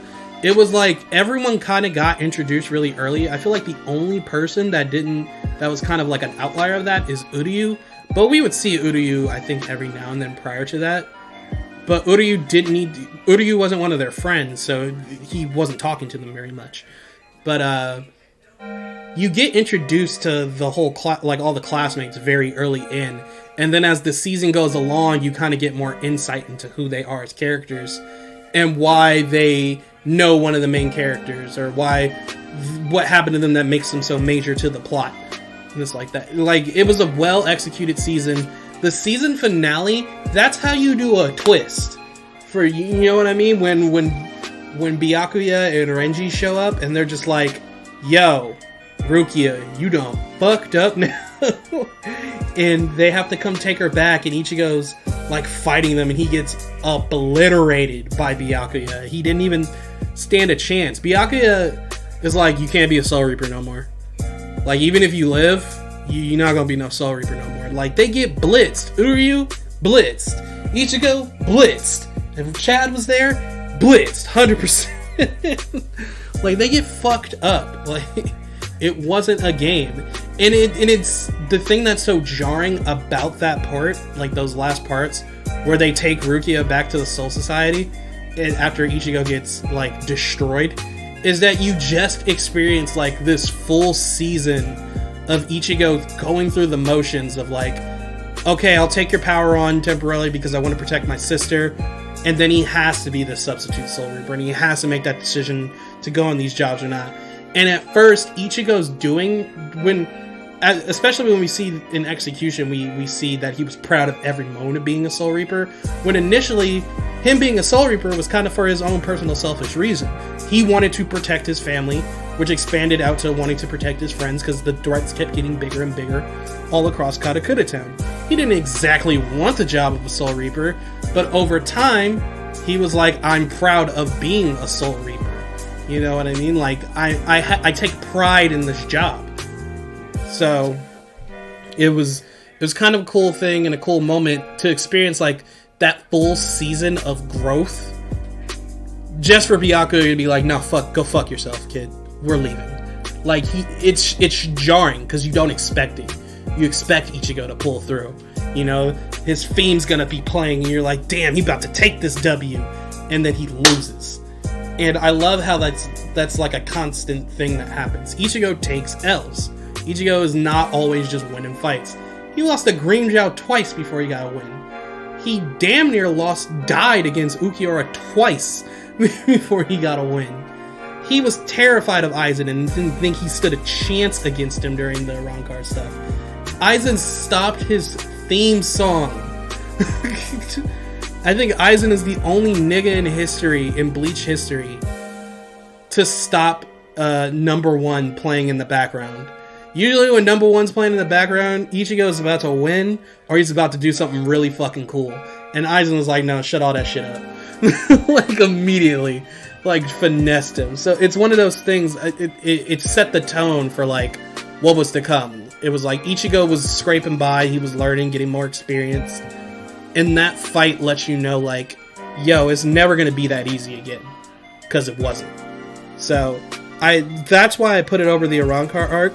But in terms of the further events that happen in Bleach, there's a bunch of stuff. The other arcs that are left are a little better than it. But Season 1, fantastic. This is controversial. Because I know y'all been like, where the fuck Execution? Execution should have been at the bottom. Filler arcs are better than Execution. This and that. No. I put Execution at number 5. You can fucking hate me if you want. I think Execution is a great arc. The only thing that holds the Execution arc back, in my opinion, is the end goal of Ginjao. Is it Ginjao? It's Ginjao. His end goal? Very not explained enough. Everything else about Execution, I absolutely loved. I loved the aesthetic of Execution. It reminded me of Season 1. I loved seeing the slice of life stuff going on again between the kids and Ichigo and all of them. It was a time skip. We saw, like, some design changes. I was vibing to that. Fullbringers. I think Fullbringers are cool as fuck. That was like that's like honestly my favorite power concept in all of Bleach. Ichigo getting a Fullbring, which is funny because me and my friend Gabe, way back in the day when we would like read and watch Bleach and talk about it all the time, we were like, damn, this nigga Ichigo, a Soul Reaper and a human, and technically, since he a Visor, he a Hollow. And we were joking and we were like, watch this nigga be like, have like hollow powers like Chad or something like that, because Chad's powers weren't labeled yet as Fullbring, so we didn't know exactly what they were, but we were like, watch him get powers like Chad, and then watch him get powers like we find out he part Quincy or some reason. We called that shit. Ichigo is everything. Called that shit years before it was revealed. But you know, that was a weird thing, but Bleach is Bleach, Ichigo is everything. I love the concept of Fullbring. I thought it was really cool. I like the idea of how it happens and how you have this classification of humans with these special abilities and an actual explanation of said abilities. And I like how they actually have to train their physical bodies and be careful of like getting hit by damage and other stuff, because at the end of the day they're humans, they're not like Soul Reapers or spirits. So it was dope as fuck. So when Ichigo took a drop, he felt that shit because he was just in his human body. And it was cool. And the whole thing with what's his name? Gimjao's right-hand man. Bleach Execution. Well, it's also called Fullbringer Arc. Byakuya.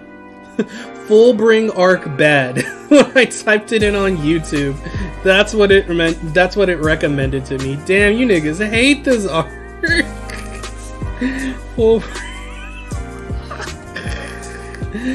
Damn, bro, y'all grimy. Tsukishima. There we go. The whole thing with Tsukishima, like playing the villain throughout the whole thing.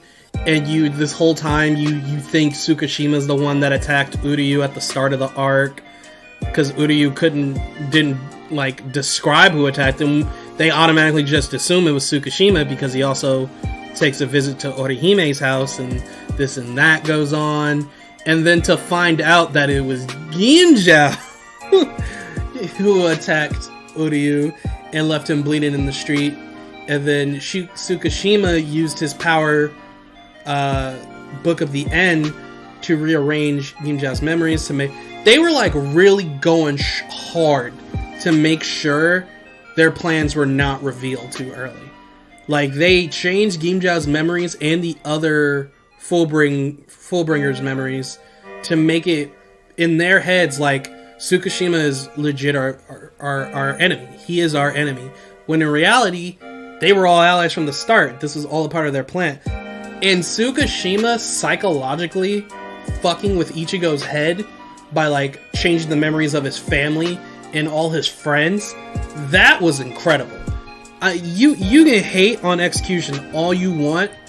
That was awesome. I love that aspect of execution, especially when Ginjao was just like, fuck, he's already gotten to the rest of execution. They're all under his control now, because Ginjao at that point in his head legitly thought the memories placed in his mind were real. So he didn't know he was the true villain yet, so it could never really be revealed. So this whole arc, you're getting to know Ginjao. Ginjao's like the homie to Ichigo, only to find out that that he's been getting played the whole time. The mental breakdown, and this is why I like this arc. I think one thing people don't really acknowledge about this arc is that Ichigo was completely broken down during the course of this arc. He lost his powers after the whole thing with the Arankars and Aizen, and he was trying to be content living a normal life, and for this last little over a year, he had been. Now weird shit is happening again, but he can do nothing to help. Uryu and Chad and Orihime have been taking care of hollows around the city. They've been doing this. He hasn't heard or seen Rukia ever since, the whole thing with Aizen, if we're talking anime, since the Reigai arc. And he's just trying to be content with a normal life, but he wants to help. He's struggling with that because he's prideful of it.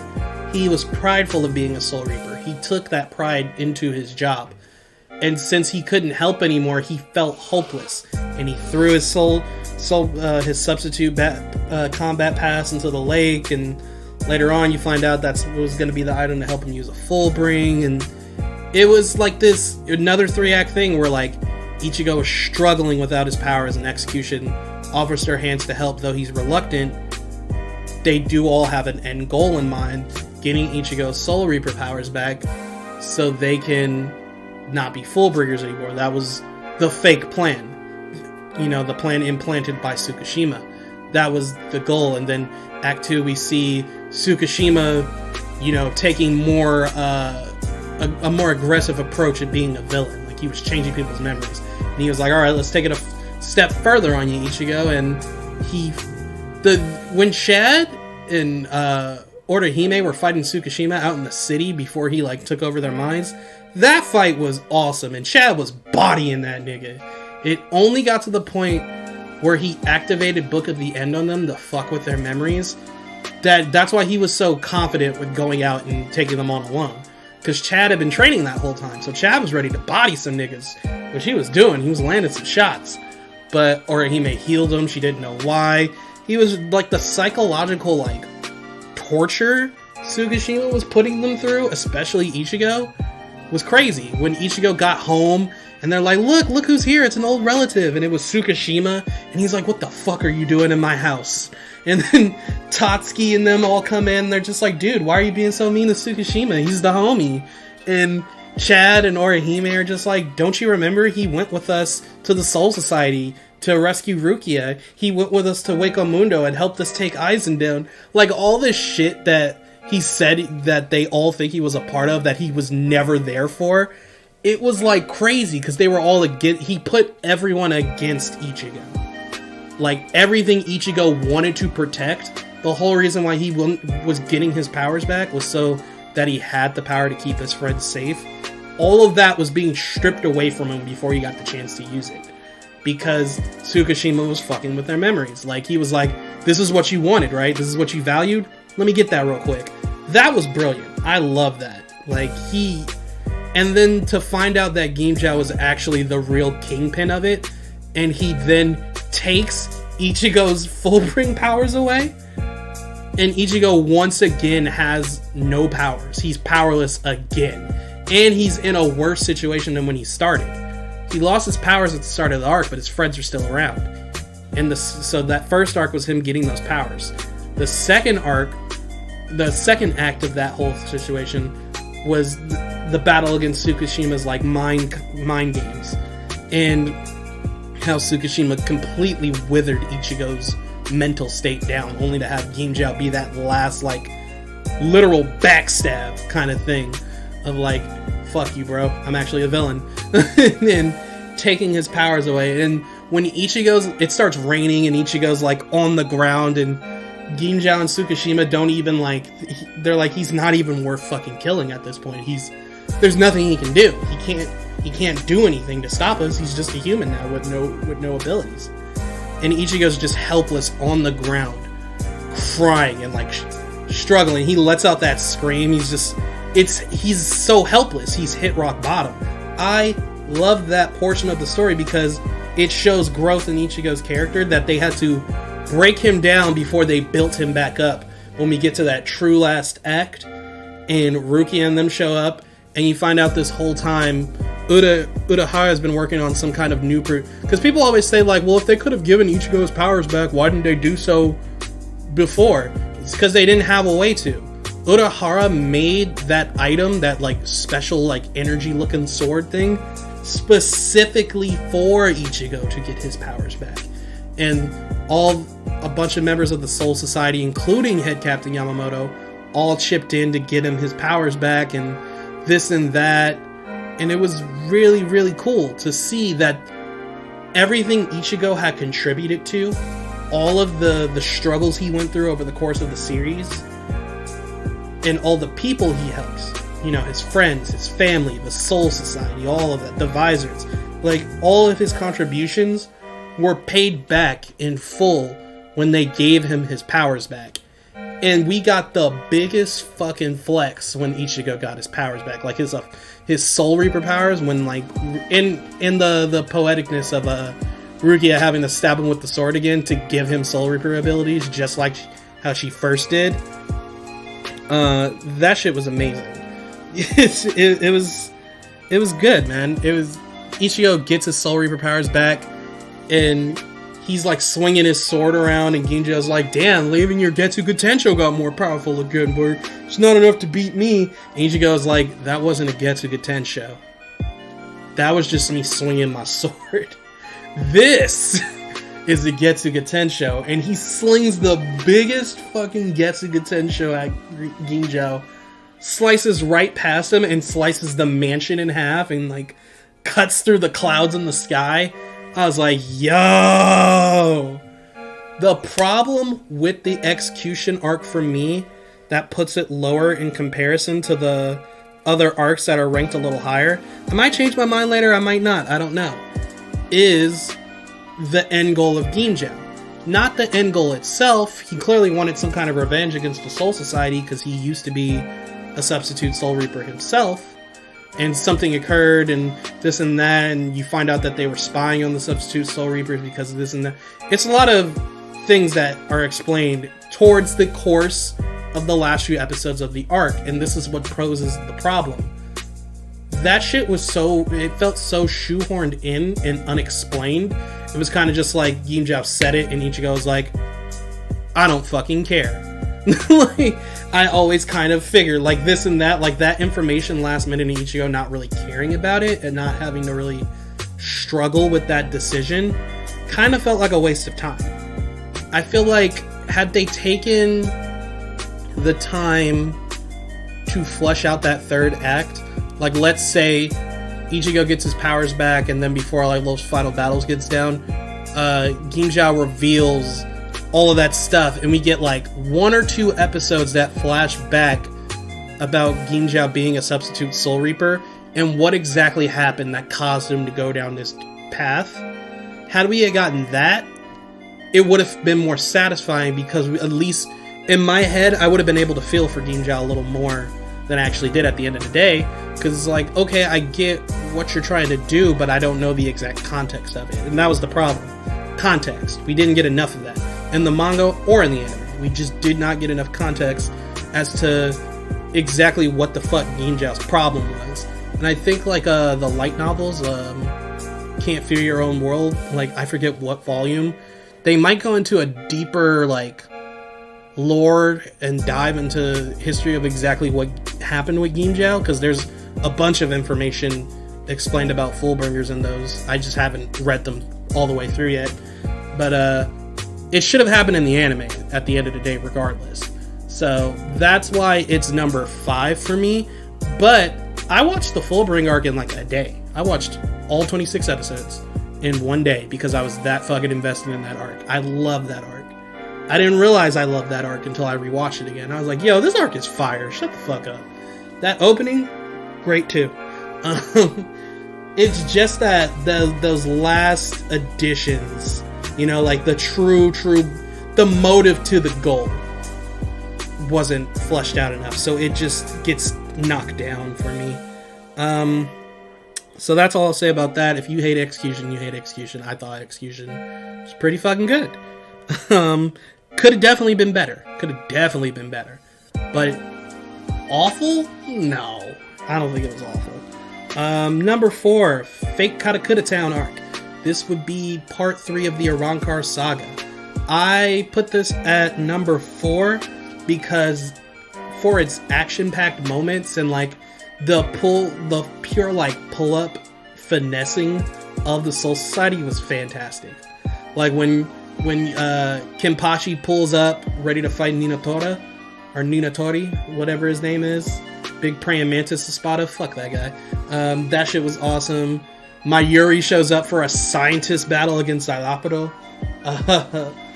And Byakuya comes to Rukia's aid. Those were like really cool fights. Those were all dope fights. Nell, we get to see her true form in her Espada release. Meanwhile, in the world of living in the fake Katakura town, Aizen and his gang shows up, and then Yamamoto and the other Soul Reapers of the Soul Society pull up. That shit was hard, bro. They're just like, yo, you fucking thought. And then Aizen was like, yeah, I knew you would be here. You know, Aizen's being Aizen. And then Yamamoto was like, nah, nigga, y'all not fighting yet. And he blocked them off. And then we had the pillar fights where, like, each of those Soul Reapers was protecting a different pillar, and we get, you know, a little more insight into their character. Izuru straight decapitates a nigga. So we get to see his Zanpakuto in its true, like, full effect. Speaking of full effect, Yumi Chika, we got to see his true Shikai when he fought that pretty boy with that really weird release form, and he fucking drained that man's energy and then ate it when it bloomed into a flower. It's like, yep, sounds like Yumi Chika. We got to see Hisachi's Shikai, which was fucking awesome. Kazashine is super dope. They're chain sickles. They're essentially chain sickles. But the way he was using them, bro, and that nigga fired that Sarah at the end, and he split it by throwing the sickle and just stabbed into Homeboy's face. The kills during those pillar fights were fucking incredible. They were full-on executions. Like, when the Soul Society pulled up to fight Aizen's Arrancar army, they were not playing. They did not come to play. And then, like, you know, the three Arrancar under Halibel when they summoned their big ass homunculus monster, and Yamamoto was like, hey, get that shit out of here, bruh. Rengiku got fucking finessed by it. Momo got finessed by it. Izuru got finessed by it. Kamimura. Like, they were all getting beat up by this giant homunculus golem monster thing, and Yamamoto just finessed it effortlessly. Just effortlessly incinerated that thing. And then when the girls came out of, he's like, I commend you for trying, so I'll only leave you with He didn't kill them. He did he kill them? Did they live? I don't know if they lived or not. I think he just, like, burned them really bad and just left them on the ground as a, like, sign of respect for their tenacity. Yamamoto throughout the war was just a fucking, like, just the greatest. He was just the greatest. He was the greatest. He was out here killing it, man. They have fantastic fights, and that's what you come to do, especially when you're, like, in the third act. That's why it's number 4. That's why I put it higher than Arrancar, Substitute Soul Reaper, and Execution, because it's the arc that does what it came to do perfectly. And then you have the Espada fights. So, you know, you have Kiriaku versus Coyote Stark, who's the number 1 Espada, and you find out his origins, how he is originally one being, but he was so powerful that his just being around his spiritual pressure killed the other hollows and Arrancar around him. So he split himself into 2 so he wouldn't be lonely. That shit was sad. Like, and when they died, like when his other half, like, died, and then Kiraku finishes him off in the end, that was really tragic. Like, Stark, Ukiura, and Grimmjow are, like, the only, and Halibel. I like Halibel. They're, like, the only Espada I like. They're the only Arrancar I like, too. Like, honestly, like, fully. So it was sad watching them die. Halibel is the only one that lived. She becomes the ruler of Hueco Mundo. She lives through Aizen stabbing her through the back, which is crazy because she was so loyal to him. She was so fucking loyal to him. She believed in him. She was a fighter. She was out there by herself in the trenches when they showed her backstory. The number 2, I forget his name. He was the original king of Hueco Mundo. He fucking hated Aizen. And even that was kind of tragic. Because when he finally loses, when, what's that Vizard's name? The Keto one. When he pulled that move to use his Baragon is the Espada's name. Baragon's power against him, that was fucking cool. He decayed him from, like, the inside out. I was like, genius, fucking genius. Soifon and him tag teaming with their Bankai missile thing, fucking, it was dope. Like, that whole portion, the Fate Katakura Town arc is so, like, dope. Like, all the fights are so dope. Ukiura versus Ichigo Part 2 was happening in the fucking world of in fucking Wako Mundo. And, you know, we see Ukiura kill Ichigo again, essentially. And Orihime is like screaming out for him, and Ichigo becomes a Vastaloris. That, ooh, obliterates Ukiura. Like, Ukiura just is pinned to the ground, and Ichigo just point blank Grand Race Zeros him. Oh my, it was epic. Pure epicness. The only reason why there's 3 arcs ahead of it is because of story. It's which is funny. It's between like for the 7 canon arcs, this one's in the middle because Execution, Substitute, Soul Reaper, and Arrancar are more they're more of these arcs were cool, but I feel like other stuff were a little more hyped than those three portions, which is why they're a little lower. And other like story reasons, like I said, with Execution's like motives at the end. But then Fate Katakura Town has more arcs ahead of it because I feel like these portions of plot were so great. They were so dead on. And that's why it's number 4. But it wasn't like super story heavy. There's story stuff going on, of course, like the whole Ichigo Ukiura rivalry. What does it mean to have a heart and be human? Because, you know, Ukiura represented loneliness. Each Espada represented an aspect of like death. So, Ukiura represented emptiness. I'm sorry. Coyote Stark represented loneliness. And then, Baragon represented senescence, which is, you know, time, because everything eventually decays and dies. So, each one represented something different. So, it was really cool to see, like, their characters be represented through their aspects of death. And Yami was actually number 0. You know, a lot of crazy shit happened. But sorry, I got a notification. But plot-wise, I feel like the next 3 arcs take the cake for me. So now we're in the top 3. Damn, this is going on for a minute. So number 3, Hueco Mundo, which is part 2 of the Arrancar saga. So Hueco Mundo takes place from when Ichigo, Chad, and Uryu break into Hueco Mundo, you know, and they leave to go rescue Orihime against the Soul Society's wishes, all the way up until Ichigo defeating Grimmjow before they get to that break before the Amanai arc. This one's number 3 for me because I feel like this is the most iconic portion of Bleach, besides number 2. I feel like number 2 is more iconic, a little more iconic altogether because it's a whole arc rather than a portion of an arc. But this is one of the moments in Bleach where everyone was like, yo, this shit is fire. The opening, when they break into Hueco Mundo and it changes to After Dark, dude, After Dark as an opening was so fitting for this portion of the story. You had Renji and Rukia team up, so you have kind of like your 5 main characters of the storyline, besides Orihime, from not technically 6, but 5, and they're going to rescue Orihime.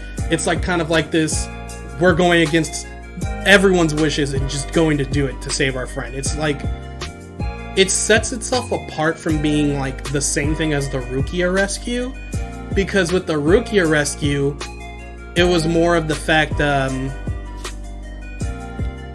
they weren't even expected to get there. It wasn't like somebody was telling them, don't come. I mean, Rukia was like, don't follow me, but she didn't expect Ichigo to find some way to the Soul Society at all. So it was one of those things. It was more of just like, wow, against all odds they did this. Whereas with the Hueco Mundo arc, there was like, do you know who the fuck we are? We don't listen to authority. So they just dipped and they went to go save Orihime. So again, it's an aesthetic thing, and the plot of that, like Orihime gets kidnapped. Before she is fully taken away, Ukiura lets her see one person before she leaves, and she can't tell them why she's going. None of that shit. Can't reveal anything, or Ukiura would kill everyone. So she visits Ichigo, who's, you know, still recovering and resting, and she heals his wounds, and she reveals, like, you know, the whole love thing for him. And I know people rather have Ichigo with Rukia because this and this and this and that, but I feel like me personally, at the end of the day, I feel like Rukia and Ichigo's relationship might have been thought to be romantic at first. Maybe Kubo wanted to have a love triangle with Ichigo, Rukia, and Orihime, which kind of happened, but not really. But then maybe he changed his mind and was like, I kind of want Renji with Rukia because they're, like, closer in their youth, like they were childhood friends. And then Orihime has always kind of had this thing for Ichigo throughout. It was like cutesy, but then it turns into something more. And then he was going to develop that. So I agree the Orihime-Ichigo relationship could have had more development, but I knew for a fact during that episode where she was, like, describing all these different lives she could have lived, and she was like, and I know no matter how many lives I lived, I fall in love with the same person every time. I was like, that's it! He shipped them, that's it! Rukia and Ichigo is dead. It's not fucking happening. People are going to riot. I do not care. There's no way in hell Orihime does a speech that beautiful and deep and she doesn't marry Ichigo, which she did. I agree. The lead up to them being, like, together in the end could have been better, but I knew from that point on there was no fucking way otherwise that they weren't getting together. So, be mad happened. So, you know, Hueco Mundo ships them. Ichigo goes out to save her. The fights are awesome when they have to, you know, split up and they each end up in a room and they fight the previous Espada members. Ichigo's holding back and the dude's like, come on, use your full power, Nino. Use it. And Ichigo's like, fine, fair enough. That nigga put on his hollow mask, cut homeboy once, and won the fight. Just to show you how drastically stronger he got. Uryu shows off his new bow, and then, like, the whole Vila Schneider thing, like the little lightsaber weapon he has.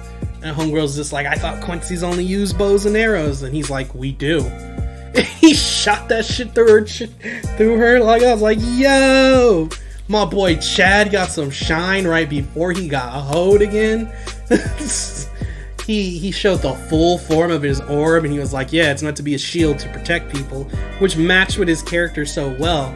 But he was like, hold on, niggas. I'm not done yet. And then he turned his left arm into a weapon for attacking. La Muerte is one of my favorite attacks in Bleach. Like, that shit is awesome. Imagine hitting a nigga so hard, the force forms, like, the shape of a skull on a wall behind you. Like, La Muerte is, like, a cool move in concept, and I wish we saw more of Chad using it. We just never got the chance. And it sucks that Kubo, you know, low-key, high-key hoed Chad. Why did Minatori...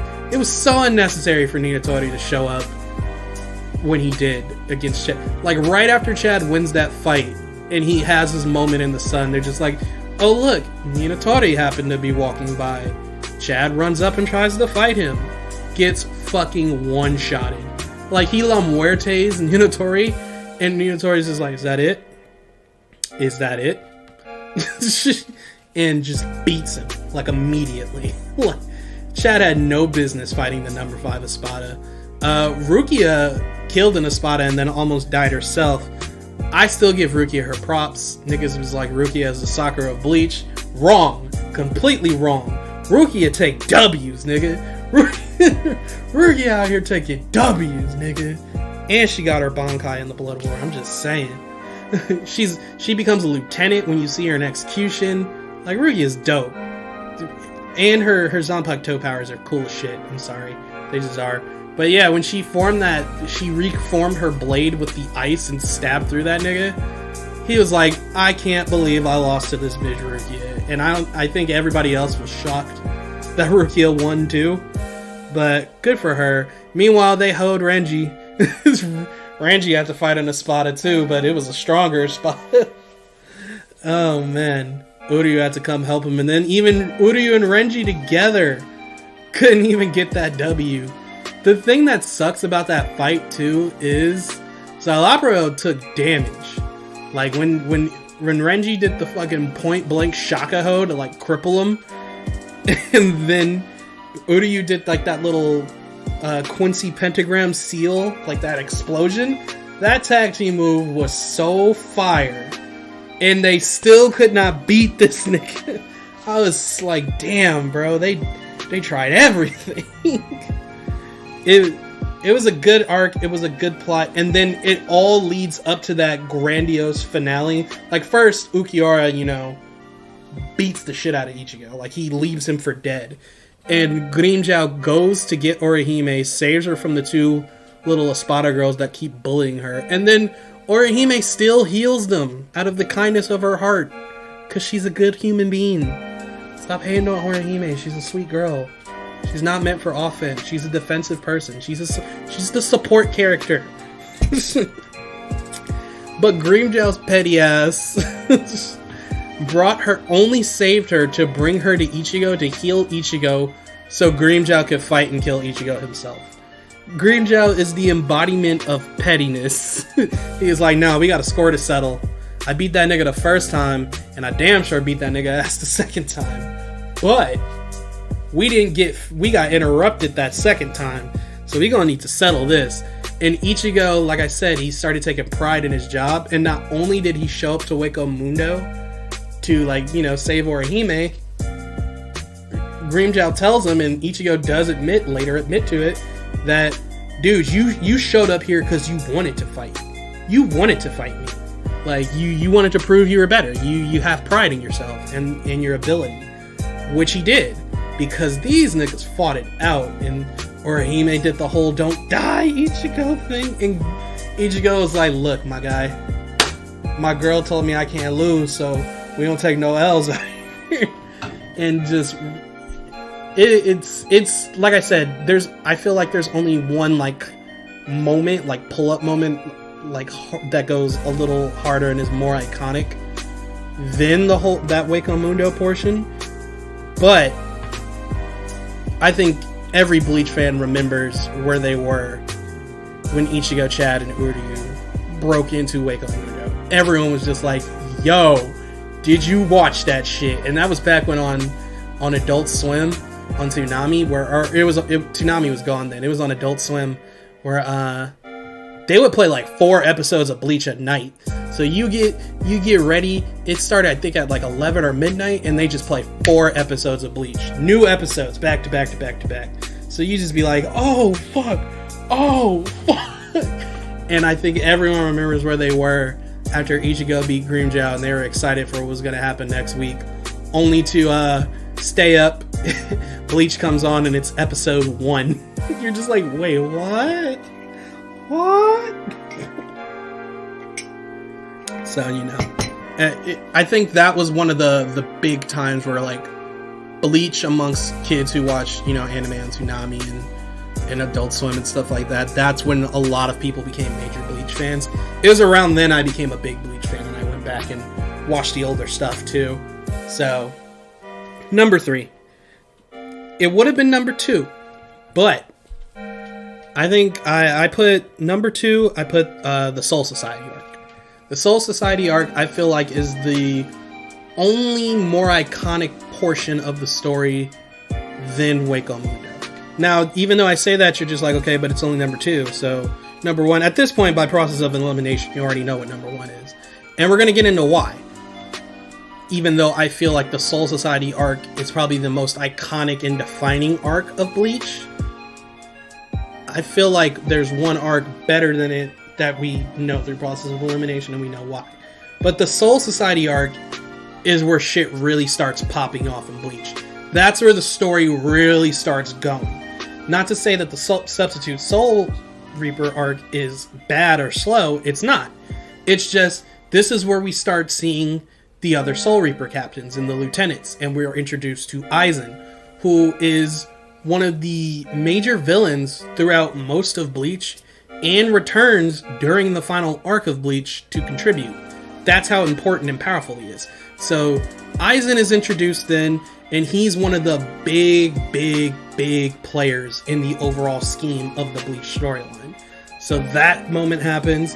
we see the other Soul Reapers, secondly, and the Soul Society and the Lieutenants and all of that. So that's another big iconic moment, because we knew next to nothing about Soul Reapers during Season 1. The only thing you know is whatever Rukia tells Ichigo at the time. We know as much as Ichigo knows throughout Season 1. So when you get to Season 2, where they go to rescue Rukia, this is where you're like, holy shit, this world just opened up. Bleach's aesthetic was born in Season 1. What Bleach is as a storyline and in its lore is brought out in Season 2. So that's what was really cool. And then we see like Aizen immediately is assassinated. So now we have this other underlying plot. So Rukia is being charged for doing such and such and such and such, and then she's scheduled for execution. So they have to go save Rukia. Meanwhile, we get introduced to this character Aizen, and Aizen plants seeds of doubt in certain people's minds that there's someone out there amongst the Soul Reapers, especially the captains, that is actually a bad guy in disguise, and Aizen's out to get, and Aizen's looking for them. So he tells Momo about this a little bit. Toshiro kind of has an idea of it, and Gin is kind of like playing this red herring of a villain, because Aizen ends up being found murdered. He's not actually dead. It's one of those things where it's just like, fuck, he's dead, and everyone's like shocked, and Momo immediately believes it's Gin, and Izuru comes to Gin's aid because Izuru is Gin's lieutenant, this and that. So now, while Ichigo and the gang are trying to help Rukia, you already have this other side plot of like, what the fuck is happening? There's already corruption in the Soul Society during this too. So now they're trying to stop the intruders and figure out who murdered Aizen and who's betraying the Soul Society, not knowing that Aizen set this shit up from the beginning. This is why this arc, I feel, is the most iconic, because this sets Aizen up as one of the greatest shonen antagonists of all time, in my personal opinion. Hate Bleach all you want, acknowledge, talk about its flaws all the time, it's definitely nowhere near perfect. But man, oh man, is Aizen one of the best villains in shonen history. Aizen finessed everyone several times throughout this series. First of all, he had this plan set up for centuries. This nigga Aizen was like, when he introduced his Zanpakuto to everyone, he said it was a water-based Zanpakuto that could use water vapor to create like mirages or illusions and stuff like that. So that's what everyone thought it was. But no, that's not what it was. That was just a trigger so he could activate his powers. His true Zanpakuto's powers, Soigetsu. Is it called Soigetsu? Soigetsu is a Naruto character. It's something along those lines. Let me see if I can look up the name real quick. Aizen's Shikai. Kyoka Soigetsu. It is Kyoka Soigetsu. So yeah, Kyoka Soigetsu is actually a Zanpakuto that casts complete hypnosis. But in order for him to activate it, you have to like look at his sword. So when he did that demonstration of his Zanpakuto's water-based abilities, that's when he put most of the captains in the illusion of his hypnosis, and then he was freely able to act his plan. Boy, when Central 46, which are like kind of like the higher up, like decision makers of the Soul Society, you have the court guard squads, and then Central 46 makes big decisions, like they decided on Rukia's execution and this and that, and they were a part of the conspiracy, and they're rarely seen. You usually only go see them if you're called to them. You find out that Central 46 has been dead for like weeks, nigga. All of them have been dead. Aizen killed all of them, and him, Tosin, and Gin have been posing as Central 46, calling out orders throughout the course of this entire time. So like when Rukia got called in for execution, when Rukia's execution date got moved up, this and that was all Aizen's doing. So when Aizen died, he was freely able to do as he pleased behind the scenes because no one would be looking for him. He's dead. So why would you look for a dead man? Meanwhile, Gin would act like he was the one behind everything, vaguely, kind of leading people astray, so they keep focus on him and ignore what was actually going on in the dark until they slowly eventually figured everything out, or slowly got to that point. So during Rukia's execution, when Ichigo comes to save the day, Byakuya and him have their fight. Ichigo shows his Bankai, all that shit, all that cool stuff was happening. Aizen's chilling in the back, like, all according to plan. So then it's like revealed that Aizen's actually the villain. He shows his true colors, almost kills Momo. Hitsugaya does his Bankai, goes at him, and Aizen just flexes how powerful he is by just one-shotting, just easily defeating Hitsugaya's Bankai state without even like doing much. It's crazy how powerful he is, and it's crazy how like all these events got strung together that led up to these moments because of Aizen's actions, just because he wanted the Hogyoku. He wanted the Hogyoku, and he knew where it was. He knew it was inside Rukia because Urahara had stashed it there, which explained other things that were happening before in the first season. Just a lot of shit gets revealed when Aizen is like, I did it, it was me, and you guys didn't even know. And then Renji and Ichigo do their last ditch effort plan to try to attack Aizen, and like I was saying earlier, Ichigo rushes that nigga, his music is playing, and then they just stop. He's like, yo, cut this shit out, bro. You not beating me. You could never. You, Ichigo? No, son. Thanks for helping me, though. You've been a big part of it. That's another iconic point. Like, that's what I'm saying. The whole Soul Society arc is so iconic because of that. Ichigo's reveal of his Bankai. Several other Bankais get revealed, and the concept of him are introduced in general. The true plan, Gin and Tosen actually being traitors, Uryu's Quincy release, fucking epicness, and then he lost his powers temporarily until the whole Arrancar stuff happened, and it all just leads to that point of Aizen taking off his glasses and slicking back his hair, and then him, Tosen, and Gin just dip. And none of the Soul Reapers can do anything to stop him. He just leaves with the Hogyoku. He's like, peace out. Thanks, guys. And when I come back, y'all all gonna fucking die. I promise you. Like, he just leaves. And they're like, where is he going? And he went to Hueco Mundo and continued setting up for the next phase of his plan, which led into the Arrancar saga. So, everything is like a catalyst. Like, everything, the Soul Society arc is a catalyst for everything that happened in most of the main story arcs of Bleach. You could say Execution was kind of an outlier, but even still, Ichigo wouldn't have been involved in the main story in general to get his powers back and shit like, you know what I mean. Ichigo losing his powers fighting Aizen is what led into Execution. So, there's that aspect. But even like during the season 1, when Ichigo was a substitute Soul Reaper, that was devised by Aizen, and we find that out even more in my number 1 favorite part of Bleach. This is my favorite part of all of Bleach. It is the finale to the Arrancar saga, and that is the everyone versus Aizen arc portion of the story. I don't really have a name for it.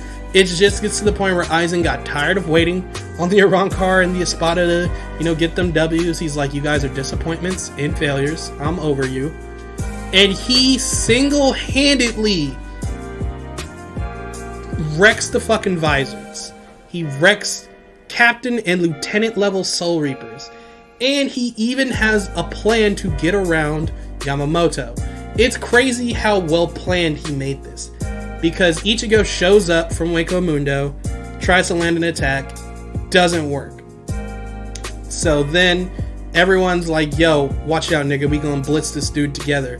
And you get this beautifully crafted scene of all the Soul Reapers and the Visors teamed up, trying to land an attack on Aizen. And through all their teamwork, it looks like they finally do hit Aizen. And this whole time, Ichigo is watching them go through this plan, and they're all like, yeah, we did that shit. And what happened? Boy. Ichigo's watching, right? And while they're all like, yes, we did it, Ichigo's like, what the fuck are you guys doing? All of them except for Ichigo, since he never directly saw Kyoka Soigetsu yet, were under Kyoka Soigetsu's illusion the entire fucking time. So when they did that whole like well-crafted scene of them all ganging up and attacking Aizen, it was actually Momo. So then Toshiro like realizes that he just fucking stabbed Momo through the chest, which is devastating to him because his whole goal is to protect Momo, and then Momo was going through that whole withdrawal of like, dude, Aizen, I used to like trust and, you know, admire my captain so dearly, and to find out he's an enemy, and she didn't want to believe it at times, and she was looking tired and rough, you know, just all of that. Aizen gave no fucks about any of them. He's just like, eh. And then like Shinji's just like, when did he activate it? When did you activate Kyoka Soigetsu? And then Aizen just looks at him, and it's like, it's really foolish of you to think that I wouldn't have my Kyoka Soigetsu activated this entire time. This nigga's been playing them the whole fight. They never were getting near him to attack him. It was so wild. And then they start rushing him. Like, Toshiro rushes him, beat. Kiraku rushes him, beat. Shinji, beat. They all just get knocked down one by one. He, like, just destroys them. It like nothing. And this is just, like, his raw strength alone. It's, like, the initial illusion of Kyoka Soigetsu when they, like, they actually hit Momo. But when he's just fighting, he's not even using his Shikai. He's just that powerful. Which is crazy to think, because the Espada also say he didn't, like, you know, use hypnosis on us to make us all obey. He's just that powerful. We don't question him because he's too fucking strong. Like, it's not like they're all under, like, a mind control over hypnosis, kind of like how Tosen partially was. But it's more the fact that Aizen was that physically powerful. Like, his spiritual pressure and just raw strength alone was stronger than the Espadas, like any Espada member. And we just saw, like, the top 3 Espada mad flex on everybody. Like, Coyote Stark's spiritual pressure alone killed hollows near him. He had to split himself apart just to manage that and not be lonely. Baragon can decay you into nothing. Holibel's water pressure could split you to shreds. You had Ukiura, who had a second release. Yami, who is actually the number 0 Espada. And Aizen's like, yeah, I'm stronger than all of them niggas, bro. I run shit for a reason. Like, there's a reason why they obey Aizen's commands, and that's why. He's just that strong. So it's just like, yo, he's impossible to beat. At this point in the arc, the only person left they really need to beat is Aizen. I mean, Gin's there too, but Gin's actually a double agent, which is another layer of Aizen versus everyone. And the only people Aizen was scared of were Yamamoto and Urahara, because Yamamoto is Yamamoto. He's the head captain. He's like the strongest Soul Reaper there. So of course he's scared of Yamamoto and his powers and what Yamamoto is capable of. And he had to take precautions to stopping him, which is why Wonderwise existed. Wonderwise's pure existence was to use Yamamoto's Zanpakuto against him. So when, like, Wonderwise does his sword release and pretty much stops what's Yamamoto's Zanpakuto's name? I forget what it's called. I love when he releases his sword, though. He's like, all things in the universe turn to ash. But he stops it, and then Yamamoto's like, alright, cool, I'll just beat this nigga with my bare hands, which he proceeds to do. He fucking boxes Wonderwise out and just breaks him to nothing. But then all that energy he stole from Yamamoto's Zanpakuto explodes back at him. He used Yamamoto's own power against him to beat him. That's how he was ready to deal with Yamamoto. He's like, look, nigga, yeah, you probably a threat. So let me make sure you out of the way. Get out of the way. So that happened, and Yamamoto can't really fight anymore. His arms are kind of like burnt up by the end of everything. Ichigo's trying his best to help out, but Ichigo's slowly growing more and more terrified of Aizen because the situation's becoming more and more hopeless. And then Aizen reveals the biggest flex of all, that he's the reason why events were set up the way they were for Ichigo. He was like, yeah, I knew about your little special, spirit depression, your abilities, and the origins of your birth and this and that. I know a lot about you, bro. I know about you for a minute. So I made sure this shit went down. I was like, yo, see, that's how you do it.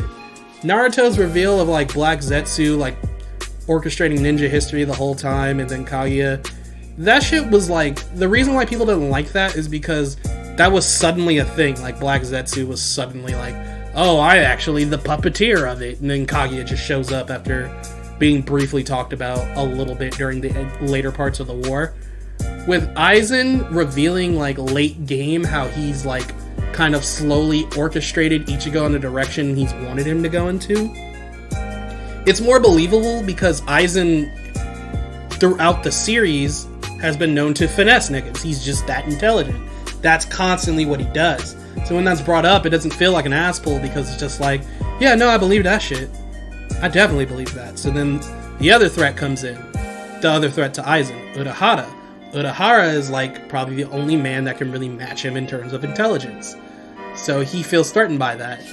And so Urahara shows up, Yoruichi has that new gear on, and Ichigo's dad shows up to help out, and all three of them triple team Aizen. But Aizen's slowly evolving because he's already implanted the Hogyoku into himself, and they're merging. So Aizen's evolving into a higher level of being. He's evolving past, Soul Reaper level. He's going to be a new kind of thing, like a god, essentially. This is his goal. He wants to get into that other realm of power, get the Oaken, and get into the Soul Palace so he can destroy the Soul King. And we find out later more personal motives as to why Aizen wants to do this. And you get a little more detail into Can't Fear Your Own World, the light novels, but that's later on stuff. That's Blood War stuff and onward. But even them combined, Urahara, Yoruichi, and Isshin, they can't beat Aizen. They all get slapped. Urahara's busting out techniques we've never seen before. Yoruichi's probably as powerful as she's ever been at that point in the series. Isshin is fucking captain level and getting thrown around. It's crazy. Meanwhile, Ichigo's lost all confidence in himself, all hope in winning this fight. And Gin is just playing with him at this point. Gin's just like, you're not even worth it, nigga. But this is all also a part of Gin's plan. He wants to bet it on Ichigo. He wants them to succeed because Gin's been a double agent all this time. Gin's put it upon himself that he was going to stop Aizen any way he could. So that's why he's played the role of this sly kind of snake character. So when he tries to take advantage of Aizen and take the Hogyoku and all of that later in the arc, even though it still fails, you see like Gin's been trying to be this good guy this whole time behind the scenes, regardless of how far he alienated himself from others, and he paid the price with his life at the end of the day. But did buy Ichigo enough time in the precipice world to get his training in, thanks to the help of his father as well, to unleash the full power of his Zanpakuto, which is known as a Dankai. So Zanpakutos have Shikai, which is their first release state, which is where we see special abilities.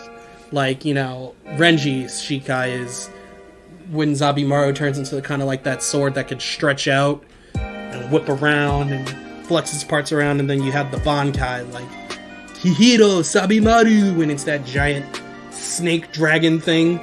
Ichigo's Bankai. The Dankai is the third stage of Dangai. I said Dankai. Dangai is the third stage of that. And it's essentially when... So a Shikai is the Zanpakuto's power manifested. A Bankai is like the full power of the sword manifested. And a Dangai is when the Zanpakuto and the user essentially fuse together. into one. You become your Zanpakuto essentially, which is what happened with Ichigo, which is why his sword was like attached to his arm. At that point, he was a manifestation of Zangetsu. So Ichigo shows up, and we get another like fantastic flex. So Aizen's in the world of the living. The other classmates can barely like stand because of the spiritual pressure, just because they've been around Ichigo so much, they're able to like slightly keep consciousness. And Ichigo shows up taller, looking more mature, looking like a badass, and Aizen's just like, I'm not scared of you, bro. I don't sense no spirit energy coming off of you. And then Ichigo's like, Aizen, let's fight somewhere else. And then Aizen's like not listening. He's like, bro, you gonna tell me what to do? Do you know who I am? And then mid-sentence, Ichigo grabs Aizen by the face, drags him across the ground and into the air across to like a deserted like wasteland place outside of the city. That was like the biggest flex ever. Aizen was just like, what the fuck just happened? And though Aizen versus Ichigo at that point is a very short fight, I'm glad it was short because it didn't need to be long. That fight was very self-explanatory. Aizen at this point was like at this godly level monstrous state as he continued to evolve with the Hogyoku, and Ichigo was at this Dangai level, but Aizen couldn't sense Ichigo's spiritual pressure, so Aizen assumed that he traded all his spiritual pressure in terms of just increasing his overall physical stats like strength, defense, and speed. But Aizen's like, that's not going to be enough to beat me. And then as they're clashing swords and causing these shockwaves that are breaking mountains down, Aizen's just like, see how powerful I am? And then Ichigo's like, you got it wrong, Aizen. I didn't give up my spiritual pressure for physical strength. And Aizen starts to realize the reason he can't sense Ichigo's power is because Ichigo is at a higher level of power than Aizen is at that point. So he can't sense them because they're not on the same level anymore at this point. So now Aizen's getting scared and angry. He's unleashing all the power he can, and Ichigo's just kind of standing there taking it. Also, Aizen realizes when they were clashing swords, those mountains breaking down wasn't because of his force. It was the force of Ichigo deflecting his blows. So Ichigo at this point is probably just unimaginably powerful at this point in the series. The only time we see shit on this level or higher from this point on is during the Blood War, where we see all the crazy shit go down. But Ichigo barely really does anything during this fight besides easily flex off Aizen's attacks as Aizen's trying to go all out and keeps evolving. So Ichigo activates the full power of his Dangai form, actually turning into a form of Zangetsu. He has like the long flowing black hair and like kind of like this white cloth wrap around his torso. And then he raises his sword in this pure black energy, not even like black with the red outline like how it is with his Bankai and the Hollow Mask stuff. It's just darkness. It's just pure pitch black darkness as he unleashes the true power of his Zangetsu, which is called Moongetsu, which is kind of like, I think it means like New Moon, Heaven Piercer or something like that. Because Ichigo's moves like the Getsuga Tensho and all that stuff are like Heaven's Piercer and shit like that. But Moongetsu is this final attack from the Dangai. But using it means that you lose all your Soul Reaper powers after utilizing it. Which is at first why Zangetsu fights so hard against Ichigo unlocking the Dangai, because he doesn't want Ichigo to go through that pain of losing his power. Like, he cares about Ichigo, but Ichigo needs that power to succeed. So Moongetsu is an awesome moment. Like I said, this fight is short, but it gets straight to the point. And Ichigo just constantly flexes on Aizen throughout the whole thing. And it's cool to see because, like I said, throughout the whole series, Aizen's always had the advantage. Aizen's always been like 12 steps ahead of everyone. He has everything planned out. He has everyone under hypnosis. He has the advantage in terms of intelligence, strategy, physical strength, spiritual strength, just everything he has the advantage of. So to see Ichigo get to this point where it's just like Aizen can't win and Aizen is struggling. It's crazy. And Moongetsu fires, and it's like a Getsuga Tensho, but it's just pure darkness. And it's silence. That's what I love about the move. It's nothing. It's like you're being attacked by pure pitch blackness. So everything grows quiet as it splits past Aizen, and this wave of darkness showers the sky and everything just turns black. I was like, yo, this move is the shit.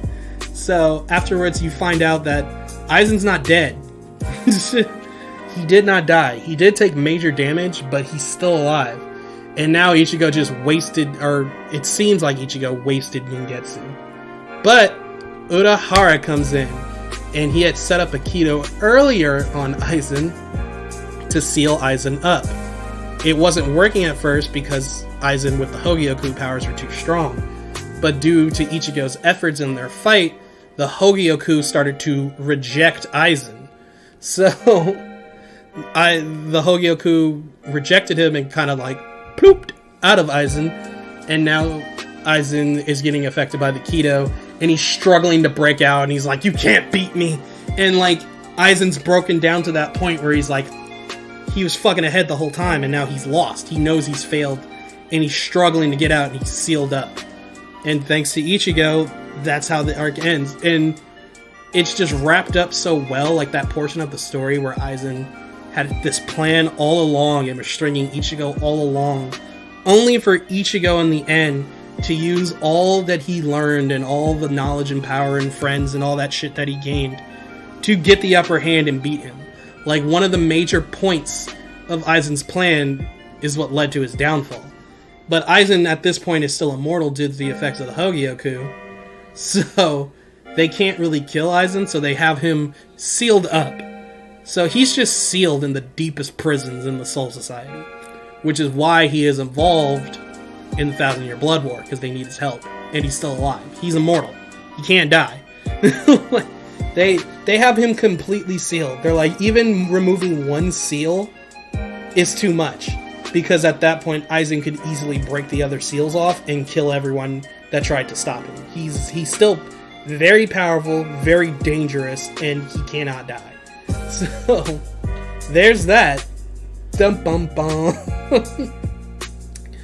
But that's how that arc ends. Well, Ichigo loses his powers. He starts going through the motions and the pain and sudden shock of his powers slowly going away. So in the manga, this is where that ends. He loses his abilities. Then we see the whole scene with him not being able to see Rukia anymore. In the anime, it ends all kind of nice where Ichigo kind of like accepts the fact that Urahara's like, it'll be a slow process, but eventually it could be a slow process or a fast process, but at some point Ichigo's losing his powers, which then leads to the Reigai filler arc in the anime. But either way, that's the end of that arc, and it just wraps everything up so nicely. The only unanswered questions I have are what's going to happen with Uryu and his dad with the Quincy's, because Uryu got his Quincy powers back. So I feel like they're not just going to leave that unanswered. What exactly are Chad's powers, which we find out next arc, and we find out the whole thing with Uryu's stuff in the 1,000-Year Blood War. Other captains Bankais we wanted to see. We see pretty much most of all of those. Not every single one, but most of them we do see. Kenpachi gets a Shikai and a Bankai too, so that was awesome. There's like a few unanswered questions, but it was nothing like super major to main story, I feel. And everything that needed to be answered within the confines of Aizen and the Arankars was answered. So that was, they did a great job with that. And as a whole, the Arankar saga is fantastic. But that's why I wanted to split them up, because I feel like certain arcs are better than certain parts of the Arankar saga. But the Arankar saga as a whole, and especially that Aizen fighting off everyone part, only for him to finally be beaten by Ichigo, is amazing. And the build up to it is so great. Like, everyone's just trying to get their shot at him, and they can't quite do it, and Ichigo comes in and does it. But that is my full tier list. We were talking about that for fucking like an hour. So yeah, no, that's it. That's the whole tier list. This is probably the longest podcast I've ever done. And all I was doing was talking about how much I like these Bleach arcs. But yeah, I'm glad I did it. We got it out of the way. So next week, we'll be probably finally doing the whole my thoughts on Keep Your Hands Off Izoken. Might refresh, watch a couple of episodes again, read up on some information and stuff like that, just to refresh my brain on it, because that finished like a few months ago. But I love that show, and I never really got a chance to fully talk about it. So next week, on episode 44, that's what we'll be doing.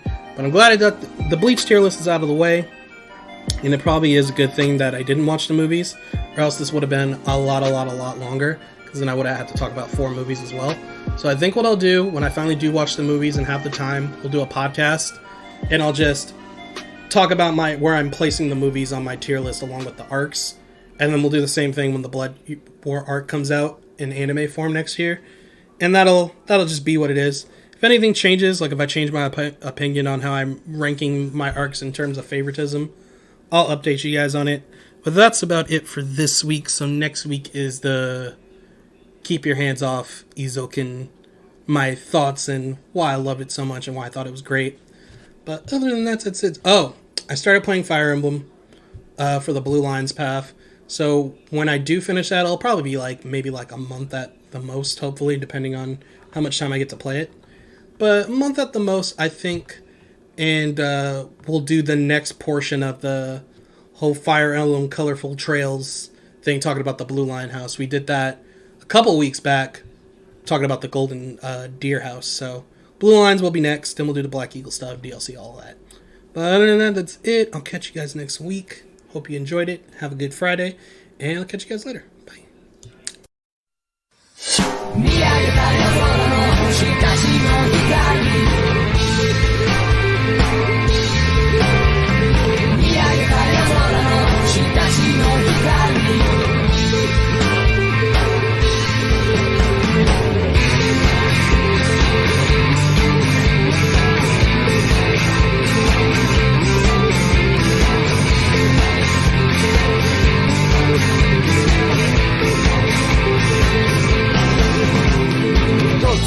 鐘の音は響く心の中へ別動深く物語のような星の雫その中に細い線路を築く時間とともに時代は動く流れる星は静かに動く目を閉じて耳を澄ますバー GOOD バイ放つ光負けずにしっかり今解き放て誰かに届くので栄光の光はこの向こうに君たちと作っていくストーリー見上げたれ空の星たちの光一緒の想い描いた